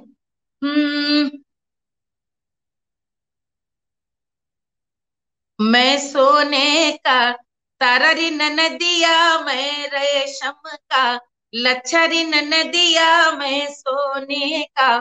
हमारी सास के 3-3 लड़के अरे मैं काले संग ब्याहिरी ननदिया, मैं काले संग ब्याहिरी ननदिया, मैं सोने का तारारी ननदिया, मैं रेशम। ननद के ऊपर तो ननद ना हो तो श्रृंगार है ही नहीं। मुझे लगता है कि पहले जमाने में जो त्योहार हो, पर्व हो, खुशी हो, राग विराग जो भी साझा करना होता था, तो ननद भौजाई सबसे अच्छी सहेली होती थी। खट्टी मीठी, आज भी खट्टा मीठा रिलेशनशिप होता है, लेकिन पहले साथ ही रहना। तो त्योहार भी साथ मना रही हैं, झगड़ा भी है, जैसे वो गाना नहीं है, वो मैंने रातों का हरवा खूब सुना, हमरी सासू जी हमसे कह गई, बहू जोगी को भिक्षा दे दे नारी बहू जोगी। अरे मैं अलबेली भूल गई री, मैंने नंदी को भिक्षा में दे दी, अरे मैंने रातों का हरवा। तो ये जो एक गुदगुदाहट है रिश्ते की, उसकी ये अनुगूंज लोकगीतों में बड़ी मधुर सुनाई देती, छेड़ की, कहीं शरारत की। एक छोटा सा क्वेश्चन है, हालांकि इसका आंसर बड़ा भी हो सकता है, क्योंकि दिवाली की शाम है, तो मैं चाहती हूँ इसको आप शॉर्ट में आंसर दीजिए, फिर हम लोग अच्छे गानों की तरफ चलते हैं। औरत और संघर्ष दोनों पर्यायवाची बन चुके हैं। आपने किन चुनौतियों का सामना किया इस मुकाम को पाने में? जूही, मुझे लगता है इस पर इस क्वेश्चन पे एक एपिसोड बन सकता है। यस, इसीलिए मैंने एक छोटा सा इसलिए पूछा कि आप वो मंत्र दे दीजिए कि आपकी अपने अंदर की कड़वाहट बाहर ना आए, आप अपने आप को स्वीट कैसे रख सकते हैं। किसी भी रिश्तों में ये खास तौर पर होता है कि हम रिएक्टिव हो जाते हैं और हमें अपनी बिटरनेस बाहर निकलने को आतुर होती है, लेकिन वो चीज आपने अपने में नहीं आने दी है, तो आपसे बेहतर ये कौन बता सकता है? जो ये देखो, जीवन जो है वो संघर्ष का दूसरा नाम है। और जब हमको बहुत छोटी उम्र में, आज तो बड़ी बड़ी बात कहने का ज्ञान भी है, कॉन्फिडेंस है, but to be very honest, जब कच्ची उम्र में ब्याह होता है, कच्ची उम्र में गृहस्थी, बच्चे, परिवार, तो चीजें बीतती चली जाती हैं, आप उसके संग बस बहते चले जाते हैं। लेकिन एक समय मुझे आया कि what business do I have to question my friends, boss, colleagues, in-laws, anybody, it can be anyone. आपके ससुराल में कोई हो, आपके कोई साथ में आपका कोई गाने वाला हो, कोलीग हो, आपके बॉस की वो हो, कोई भी, कि आप उनसे परफेक्ट बिहेवियर की उम्मीद क्यों करते हैं, जब आपको अपने आपके अपने फादर के आप देखें तो सारे ब्रदर्स एक जैसे नहीं हैं, आप सिबलिंग्स एक जैसे नहीं, आपके मदर सारे मदर जैसे, you can disagree with your mother on so many occasions.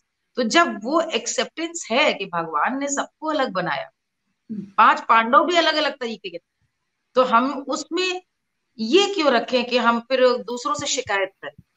जब ये खत्म हो गया बिंदु, तो दूसरी जो माँ की सीख थी हमारी कि अपना व्यवहार में हमेशा दब के, झुक करके, विनम्र होके रहो, और there will come a time when people will understand and they will come back. But I know जूही, ये बहुत लंबा रास्ता है।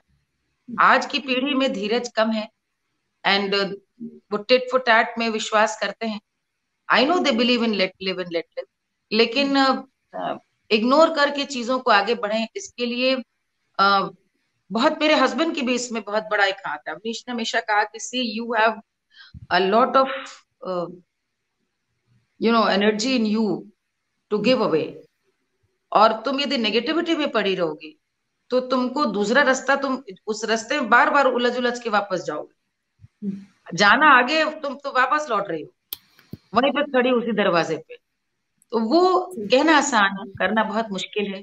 बट मैंने कोशिश करी है कि जनरली मुझे जल्दी किसी से शिकायत होती नहीं, होती भी है तो मैं जाहिर नहीं करती हूँ, क्योंकि life is never fair to anyone. आपको अपना रास्ता बनाना पड़ता है। सेकेंडली, जो आपने बात कही कि महिला और संघर्ष बहुत मुश्किल है। You have to work 4 times as hard as men, more hard than men do, to prove a point. First of all, nobody takes you seriously. हम लोग के टाइम पे तो और मुश्किल था, अभी ऐसा नहीं है।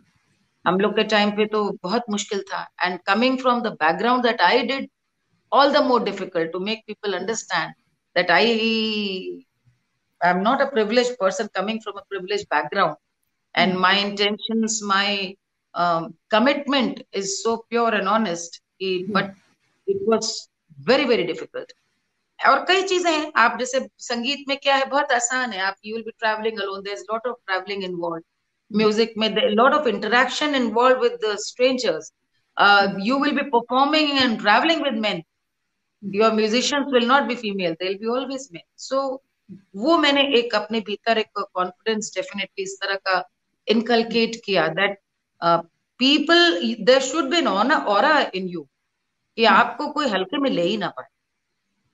ये मैंने देखा है, मेरा अपना अनुभव रहा है कि स्त्री से वैसा ही व्यवहार किया रहता है जैसी एनर्जी वो पूज आउट करती है। I am talking of women performer. तो सवाल ये कि आप किस रूप में दिखना चाहते, तो I did not want to portray that कि महबूबा टाइप की मैं मंच से उनको ऐसे कोई बोली वो दिखूं। तो आई वाज वेरी कंफर्टेबल कि वो मेरे अंदर भाभी देखें, बहन देखें, अपनी अम्मा देखें, अपनी कोई, you know, I was just typical Indian woman. So that explains my attire, my dress, my costume. And since हम वैसे भी folk traditions में गा रहे थे, तो it was बस कोशिश की वो इमेज की एक वो करें। लेकिन डेफिनेटली बच्चे जब छोटे होते हैं, उनके जब एग्जाम्स होते हैं, जब आपको अपने सोशल कमिटमेंट्स में आपका प्रोग्राम है और आपको उसी दिन पता चल गया कि आपके बॉस, हस्बैंड के बॉस का उसी दिन एक दिन का दौरा है, एंड आपको you don't know what to do and how to balance it out. So I have also dealt with similar situation, but then understanding, and at times you have to let go things, क्योंकि आपको सोचना भी पड़ता है what is the priority.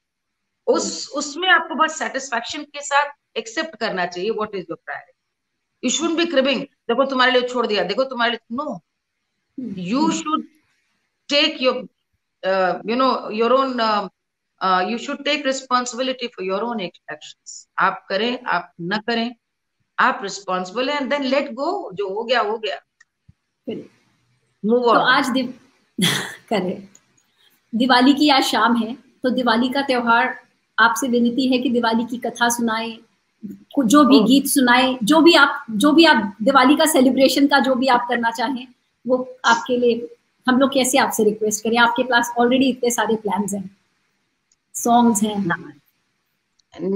Diwali हमारी तो चली रही 3-4 दिन से। कल मैं दिल्ली में जेएनयू में परफॉर्म कर रही थी, और जेएनयू में भारत माता और वंदे मातरम जय जयकार कर रही थी। वहां पर कल स्वामी विवेकानंद जी की मूर्ति लगी, और कई लोगों ने धनतेरस कल मनाया, कई लोग आज धनतेरस मना रहे हैं। तो त्योहार का दिन है।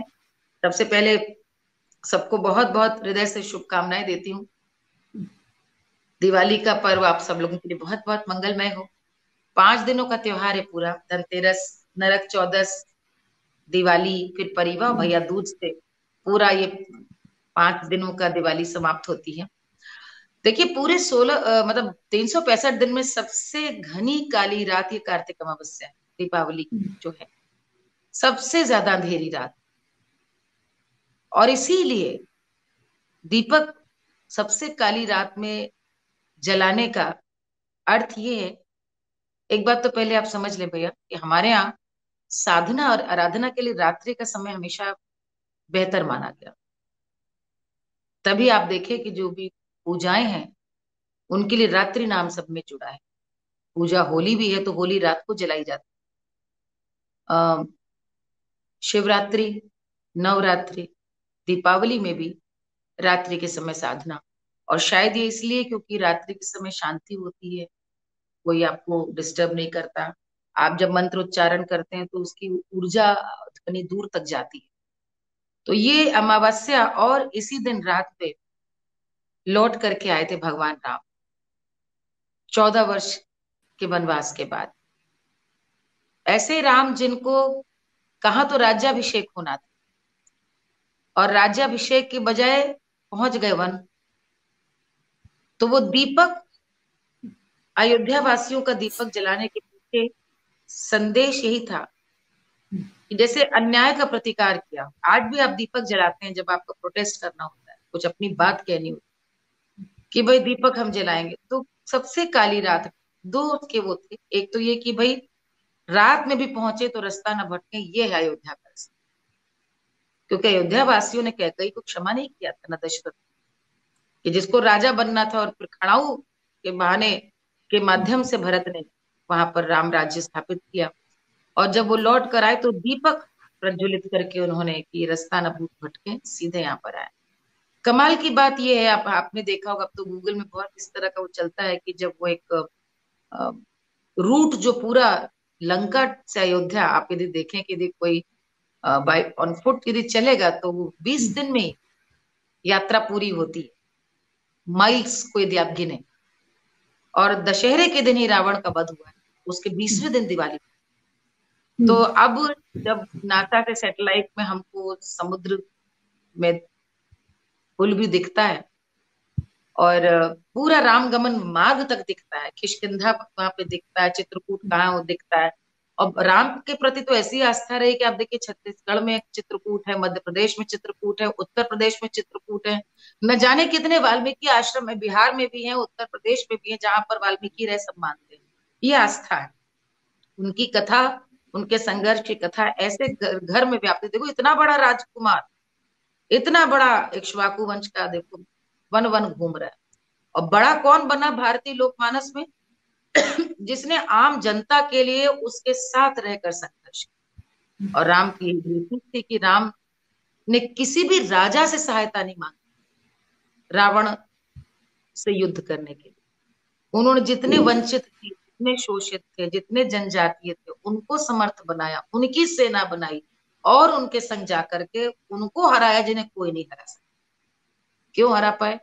शिव भक्त दोनों थे, दोनों वीर थे, दोनों ज्ञानी थे, क्योंकि राम की शक्ति कल्याणकारी थी और रावण की अधर्म के साथ थी। किसी की पत्नी को छल से हर करके ले जाना। और हमारे ऐसी लकीर बना दी गई कि हर साल रावण का पुतला जले तो ये हर एक को याद रहे, स्त्री के प्रति कुदृष्टि से देखने वाले का क्या हश्र होता है। ये हर एक को स्मरण है। तो हमारे यहाँ जब आते हैं तो हमारे अवध में एक नृत्य होता है, ढेड़िया। उसमें मिट्टी की ढेड़िया अपने सर पे धारण करके उसके अंदर दिया जलता रहता है, औरतें नाचती हैं, और जब वो गाने की गति तेज होती है तो फिर उसको नीचे फोड़ती, और वो जब वो गिरता है तो मिट्टी चकनाचूर होती, तो उसके ऊपर नाचती कि अलाए बलाएं जितनी हो राम के वो अब जाए, ताकि अब वो मतलब कहीं न जाए, कोई बिछड़ना या अन्याय कभी ना हो। तो वो यही गीत गाती जो आपने शुरू में बजाया था। हाँ। मोरे राम अवध घर आए, मोरे राम अवध घर आए, मोरे राम अवध घर आए, मोरे राम अवध घर आए, मोरे राम अवध घर आए, अवध राम अवध घर आए, मोरे राम अवध घर आए। अरे आगे आगे राम चली, पाछे चली सेना, पाछे चली सेना, पाछे चली सेना, हनुमान उड़िया मोरे राम अवध घर आए, मोरे राम अवध घर आए, मोरे राम अवध घर आए, हो मोरे राम अवध घर आए, मोरे राम अवध घर आए। ब्यूटीफुल ब्यूटीफुल भाभी। अब हम अपने आखिरी चरण पर पहुंच गए हैं। अच्छा, रैपिड फायर में आ जाते हैं, जल्दी जल्दी क्वेश्चंस, जल्दी जल्दी आंसर्स। ओके, आप रेडी हो गए? एक बार बताइए, एट विच एज और the moment when you realise that you have become a celebrity? There's several instances. मैं एक बार में क्या बताऊं, but I think celebrity. I performed at Lucknow University. I was 16, 17. Lucknow Mahotsav, 18. And after I gave my performance, the culture secretary director came to me and he said, autograph. So मैंने कहा, sir, I was only 17, 18. He said, this is because one day the world will ask and seek your autograph. तो मुझे उस दिन लगा कि for him to come up and ask, तो उस दिन ये लग गया था कि हाँ, कुछ तो है जिस पर मेहनत काम किया जा सकता है। अच्छा, सुना है आप एक साड़ी एक ही बार पहनती हैं और आपके क्या अपनी ननद को देती हैं? आपके जो एडमायरर्स हैं वो आपके घाघरों और साड़ियों पे फिदा हैं। और हम लोग बहुत नोटिस करने की कोशिश करते हैं कि कोई रिपीटिशन दिख जाए, नहीं दिखता। तो एक वार्डरोब टिप दीजिए कि कपड़े कैसे मैनेज करती है, कहाँ रखती है, कितने हैं? ये लोगों ने पूछा है, मैंने नहीं।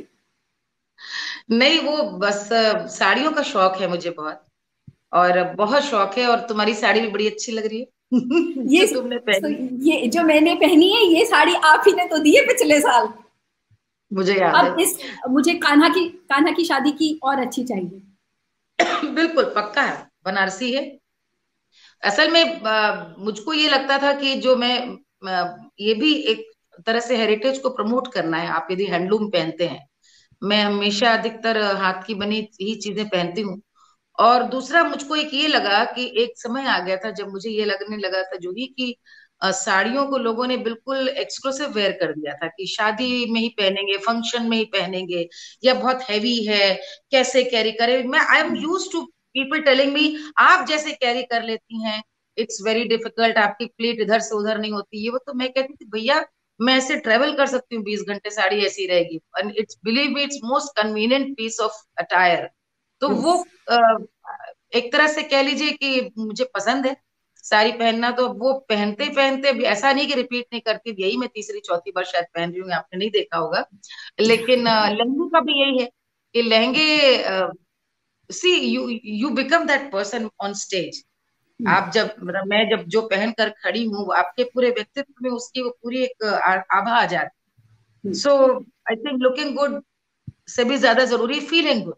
And you feel good when you look nice and bright. और लुक में तो है ही, फोक में when you are representing that honour which is about brightness, which is about colours. तो इसलिए लोगों को लगता होगा कि आई हैव अ लॉट, इतना नहीं है कि बहुत ज्यादा, बट मेंटेन हो जाते हैं। इट इज पेनफुल, न इसमें कोई दो राय नहीं है, क्योंकि वो एक अलमारी में दुपट्टे दुपट्टे हैं, एक अलमारी में लहंगे लहंगे।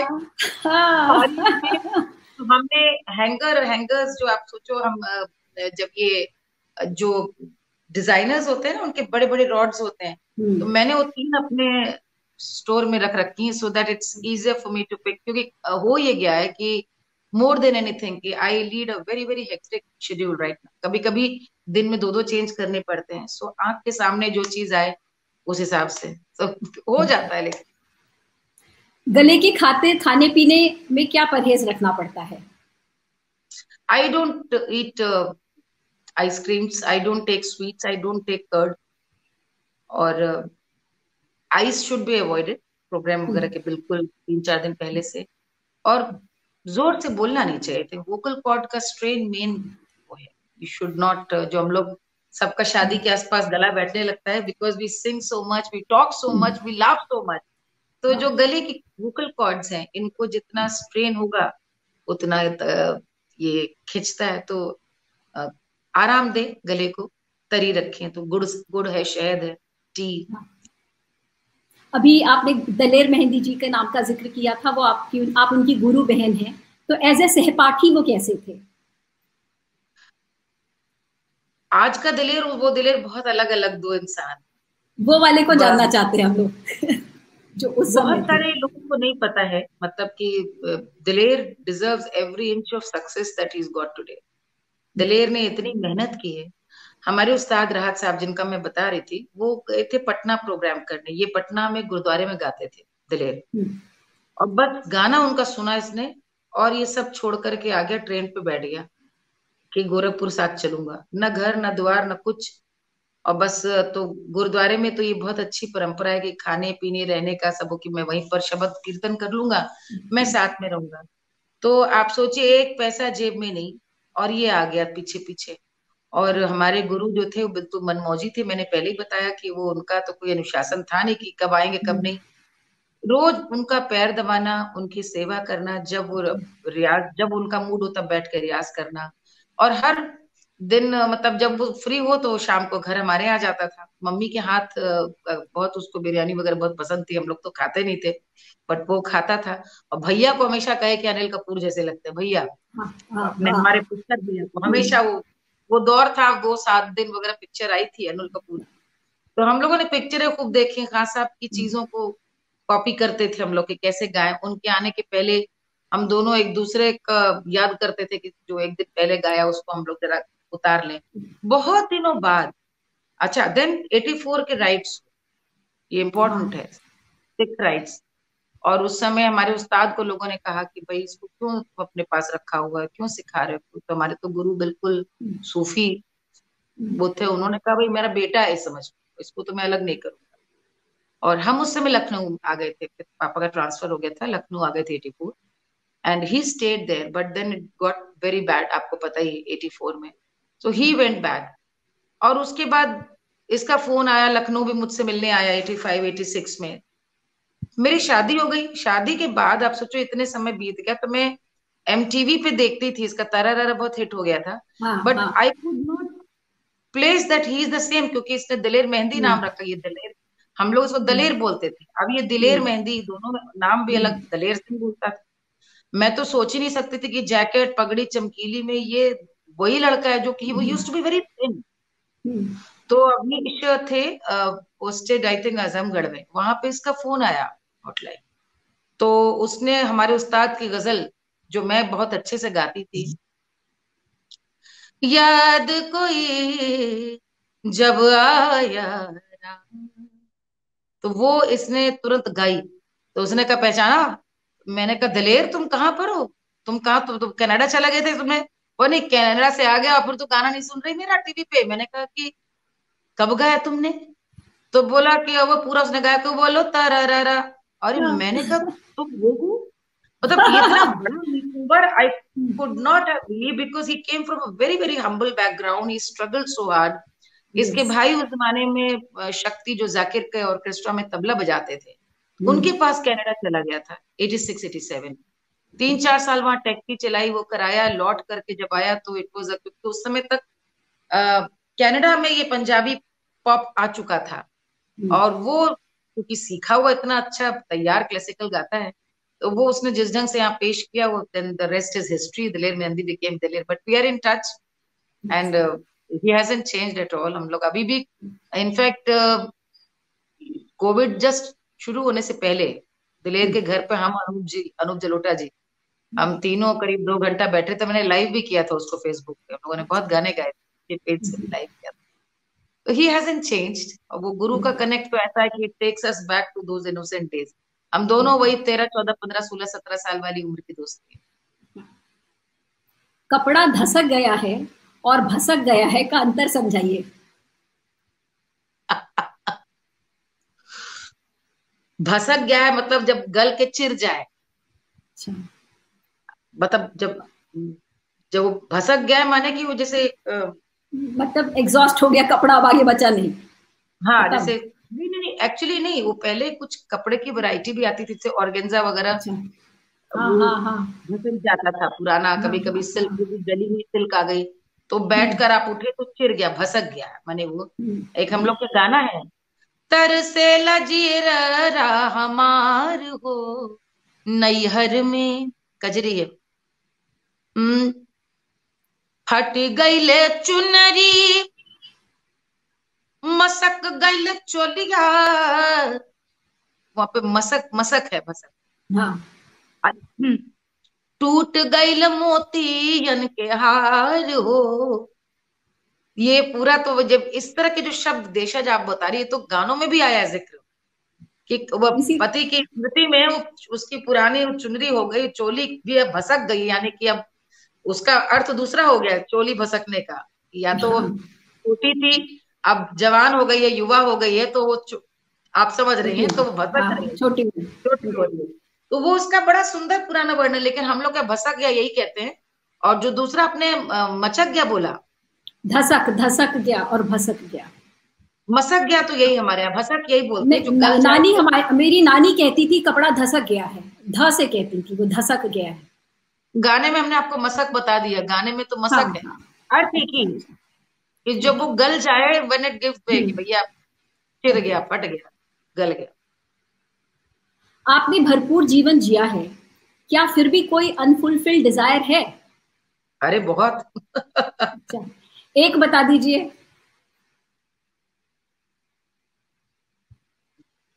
गुरुकुल खोलना है अपना, गुरु शिष्य परंपरा से ही लेकिन सिखाना चाहती हूँ, जैसे मैंने अपने गुरु से सीखा है, क्योंकि वो तो हमने वादा अपने गुरु से किया है। सिखाना शुरू भी कर दिया था जस्ट कोविड से पहले, तो घर पे ही रह करके लड़कियां आती थी। वो कुछ चीजें हम लोगों के यहाँ पे मुश्किल होती हैं because of the virtue of post जो हमारे पति की है, कि वहां पर हम लोग सरकारी आवास में ये सब नहीं कर सकते, ना करना चाहिए। और दूसरा, मैंने अपने से भी हमेशा से वादा किया था कि बच्चों के विवाह के बाद मैं कम से कम, तो बेटी की शादी के बाद मैंने बहुत सारे अपने मन के वो पूरे अरमान पूरे किए, कि लाइक गाने हैं, अभी recording recording recording which I couldn't do earlier. और दूसरी जो है वो, I have to travel travel a lot, I love travelling. तो पूरी दुनिया देखनी है, अभी हिंदुस्तान पूरा घूमना है जब तक हाथ पांव है। त्योहार और आप पर्यायवाची हैं, कभी भी त्योहार होता है तो कैसे मनाना है तो हम आपके बारे में सोचते हैं या गाने सुन के मनाते हैं। आपका सबसे प्रिय त्योहार कौन सा है? होली। हाँ, होली। भाभी आपके साथ होली खेलनी है। कोई बिल्कुल कोई मतलब हमें उस पर सोचना ही नहीं है। होली द बेस्ट मंथ, सबसे अच्छा मौसम बसंत का, सबसे अच्छा त्योहार होली। उसका अर्थ उद्देश्य इतना सुंदर है, और म्यूजिकल त्योहार है ना, बिना संगीत के होली हो ही नहीं सकती। सोचो, जब सबके रंग पुत जाए चेहरे, और फिर नहा नहा कर हम एक हो जाए, नए हो जाए, क्या अच्छा दर्शन है इसके पीछे। होली बहुत पसंद, और हम हर तरह से खेलते हैं, हमें रंगों से परहेज नहीं है। और मतलब जो ये लोग नखड़ा करते हैं ना कि अब तो ऐसा पेंट है और स्किन में एलर्जी एलर्जी, ऐसे लोगों को तो हम तो और रंगते हैं, हम तो मिट्टी कीचड़ वाले हैं। Most memorable act by your fan. आपके इतने फैंस हैं, किसी ने कोई ऐसी चीज करी है जो आपको याद है? नहीं, अलॉट मतलब फैंस तो मतलब आई थिंक जो जिस सीमा तक जा सकते हैं। कई बार फैंस ने जैसे बहुत मेरी पेंटिंग्स हाथ से बना करके, बहुत सारे लोगों ने स्केचेस और पेंटिंग्स बनाई है। कई कई बार, जैसे एक बार, मतलब कई इस तरह के इंसिडेंट्स हमको याद है। हमको एक मतलब प्रोग्राम में साड़ी लेके चले आते हैं गिफ्ट में। हम क्या क्या चीजें बताएं। एक दो बार तो एक भोपाल में एक महिला है, जब भी हम गाना गाते हैं तो वो आती हैं, 75 में वर्ष की हों, जैसे ही प्रोग्राम बीच में खड़ी हो जाती है। अच्छा। और खड़े होकर के कहती हैं, आशीर्वाद है तुम्हें, आशीर्वाद है तुम्हें। तो हम लोग सब हंस करके, इतनी उम्र है उनकी, कोई कुछ बोल ही नहीं पाता। तो एक बार हमको एक अभिनव कला सम्मान के लिए बुलाया गया, वहां पर वो भी आई, और वो सम्मान बोली हम देंगे, साड़ी आड़ी सब लेकर के आई। इसी तरह से महाराष्ट्र में, मुंबई में भी हम जैसे प्रोग्राम में गए तो मिलने के लिए आई, तो कान की, हाथ की, मतलब। और एक बार मुझे याद है, पिंजौर में मेरा प्रोग्राम, चंडीगढ़ के, तो वहां पे सरदार जी स्कूटर से आए थे। और जब पिंजौर दर्शकों से जब बाद में मिलते हैं ना प्रोग्राम के बाद, तो वो बोले, वाइफ उनकी बोली कि ये इतनी ठंड थी, चंडीगढ़ से पिंजौर स्कूटर चला करके सिर्फ आपका हमको सुनाने के लिए आए हैं कि ये देखो, ये वही है जो जुनून में गाती थी, पिंजौर आई है, चंडीगढ़ पता नहीं कब आए। तो ये जो मोमेंट्स हैं। और एक किस्सा मैं बताना चाहूंगी, जिसकी फोटो भी तुमने लगाई थी, जो मेरा तुमने पूरा प्रोफाइल बनाया था, उसमें एक फोटो लगाई थी जिसमें हमने सेल्फी ली है क्राउड के साथ। हाँ। वो प्रोग्राम जो है वो दरअसल भिलाई का ही है। अच्छा। ये कार्यक्रम कराया था, शायद सरोज पांडे जी का ही कार्यक्रम था, जो राज्यसभा सांसद भी हैं। मेरी सीनियर है, कॉलेज की सीनियर है सरोज। Okay okay. तो उसके इसके बारे में तो मैंने इनफैक्ट पोस्ट लिखी थी, इस पूरे घटना के बारे में, कि वो एक बच्चा आया जब हम गाना गा रहे थे, दौड़ता हुआ लड़का था, करीब 9 साल 10 साल का। और जैसे ही वो चलता हुआ आया तो मैंने उसको मतलब मेरे पास, तो मैंने कहा, we are use to this, crowd से कोई भी आ गया तो बस आया और वो बस हमसे चिपट गया। हाँ। तो मैंने भी उसको गले से लगा लिया।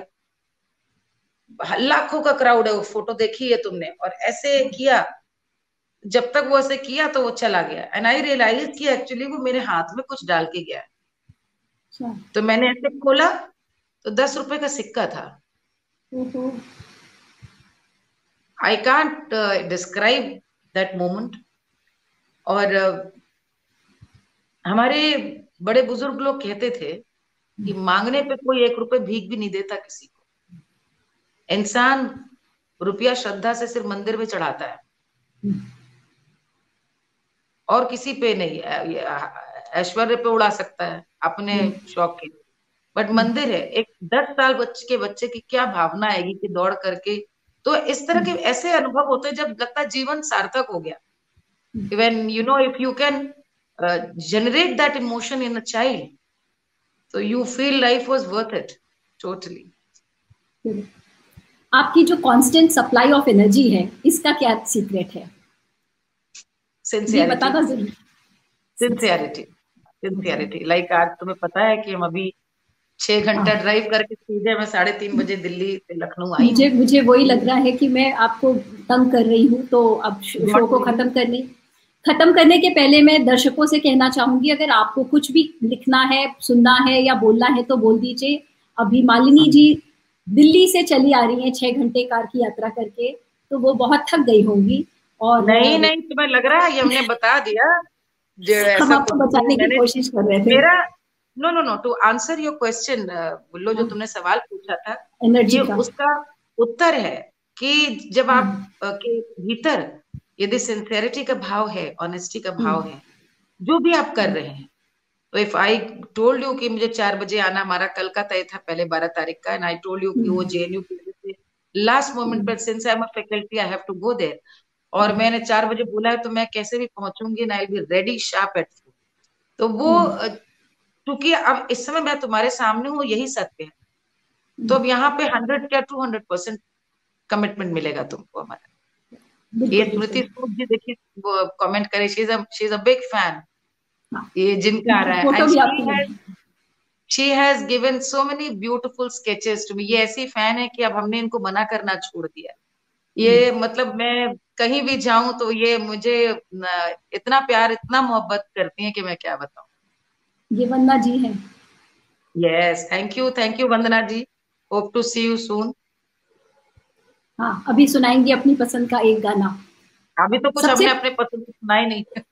हाँ, अब आप अपनी पसंद का सुनाओ। उसके पहले मैं आपको थैंक यू कर दूं, क्योंकि कई बार क्या होता है भूल जाते हैं और बहुत अफसोस हो जाता है बाद में। दिवाली की शाम बीसीटी और हम सभी भिलाई वासियों के लिए आपने जो समय निकाला, उसका हृदय तल से धन्यवाद। आपकी गरिमामयी उपस्थिति और लोक परंपरा और लोक संगीत की जो आपने ये मास्टर क्लास दी है, इससे सभी लाभान्वित होंगे। आप सभी को, आपके परिवार को दिवाली की असीम शुभकामनाएं। और अब ओवर टू द फैंस, आप लोगों को जो किसी ने बड़ा अच्छा मैसेज भेजा, देखिए रितु नाइक कह रही, Malini ji I love you. Thank you Ritu ji, love you too. एक दिवाली का एक आप कोई गाना भी जरूर सुना दीजिए और आप ही एंड कीजिए भाभी शो को। आप बहुत सुंदर है Malini ji, lots of love. Thank you Ginni. रेलिया बैरन पिया को लिए जाए रे, रेलिया बैरन पिया को लिए जाए रे, रेलिया बैरन हो, रेलिया बैरन, रेलिया बैरन पिया को लिए जाए रे, रेलिया बैरन। अरे जौन टिकसवा से सैया मोर जइहे हो, जौन टिकसवा से सैया मोर जइहे, पानी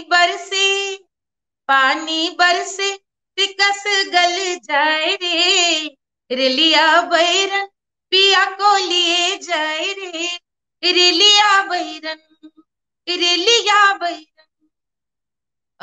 यहाँ पे मेरे बहुत सारे परिचित इस समय वो कर रहे, मैं सबको बहुत, विशाल आपको बहुत बहुत बधाई। विशाल देश के प्रतिष्ठित कथक कलाकार हैं, सितारा देवी जी के आप होते हैं, उसी खानदान से आते हैं, इतने वारिस हैं उस खानदान के। और कई लोगों ने भगवान राम के उस भजन की ही फरमाइश करी है। थैंक यू रितु जी। ये मेरी देवरानी है। थैंक यू नीति, lovely messages. Really, I'm not able to show all. Thank you Vishal, thank you। Shri Ramchandra कृपालु भजे मन हरण भव भय दारुणम् नव कंज लोचन कंज मुख कर कंज पद कंजारुणम् श्रीराम श्रीराम। कंदर्प आगणित अमित छवि नवनील नीरद सुंदरम पटपीत मानव तड़ित रुचि शुचि नौमि जनक सुतावरम श्री रामचंद्र कृपालु भजे मन हरण भव भय दारुणम् श्रीराम श्रीराम। इति वदति तुलसीदास शंकर शेष मुनि मनरंजनम् इति वदति तुलसीदास शंकर शेष मुनि मनरंजनम् मम हृदय कुंजनिवास कुरु कामादि खलदल गंजनम् श्रीराम श्रीराम श्रीराम श्रीराम। दीपावली बहुत बहुत मंगलमय हो। भगवान राम का जीवन चरित्र हम सब के जीवन का भीष्ट और प्राप्य हो। हम सब का जीवन संस्कारों से खुशियों से सराबोर हो। और आज धनतेरस है। धनतेरस के दिन सिक्का इक्का सब खरीदने लगे, बर्तन खरीद लीजिएगा। इसलिए हम लोग क्या पहले बर्तने खरीदते थे। तो अभी अब मैं निकलूंगी बाजार के लिए। बहुत बहुत बधाई। माँ आप लोगों की रक्षा करे, कल्याण। बहुत बहुत मजा आ गया आपसे। Friends, thanks for joining us. Malini Awasthi and Juhi Shukla are signing off. Happy Diwali. Happy Diwali.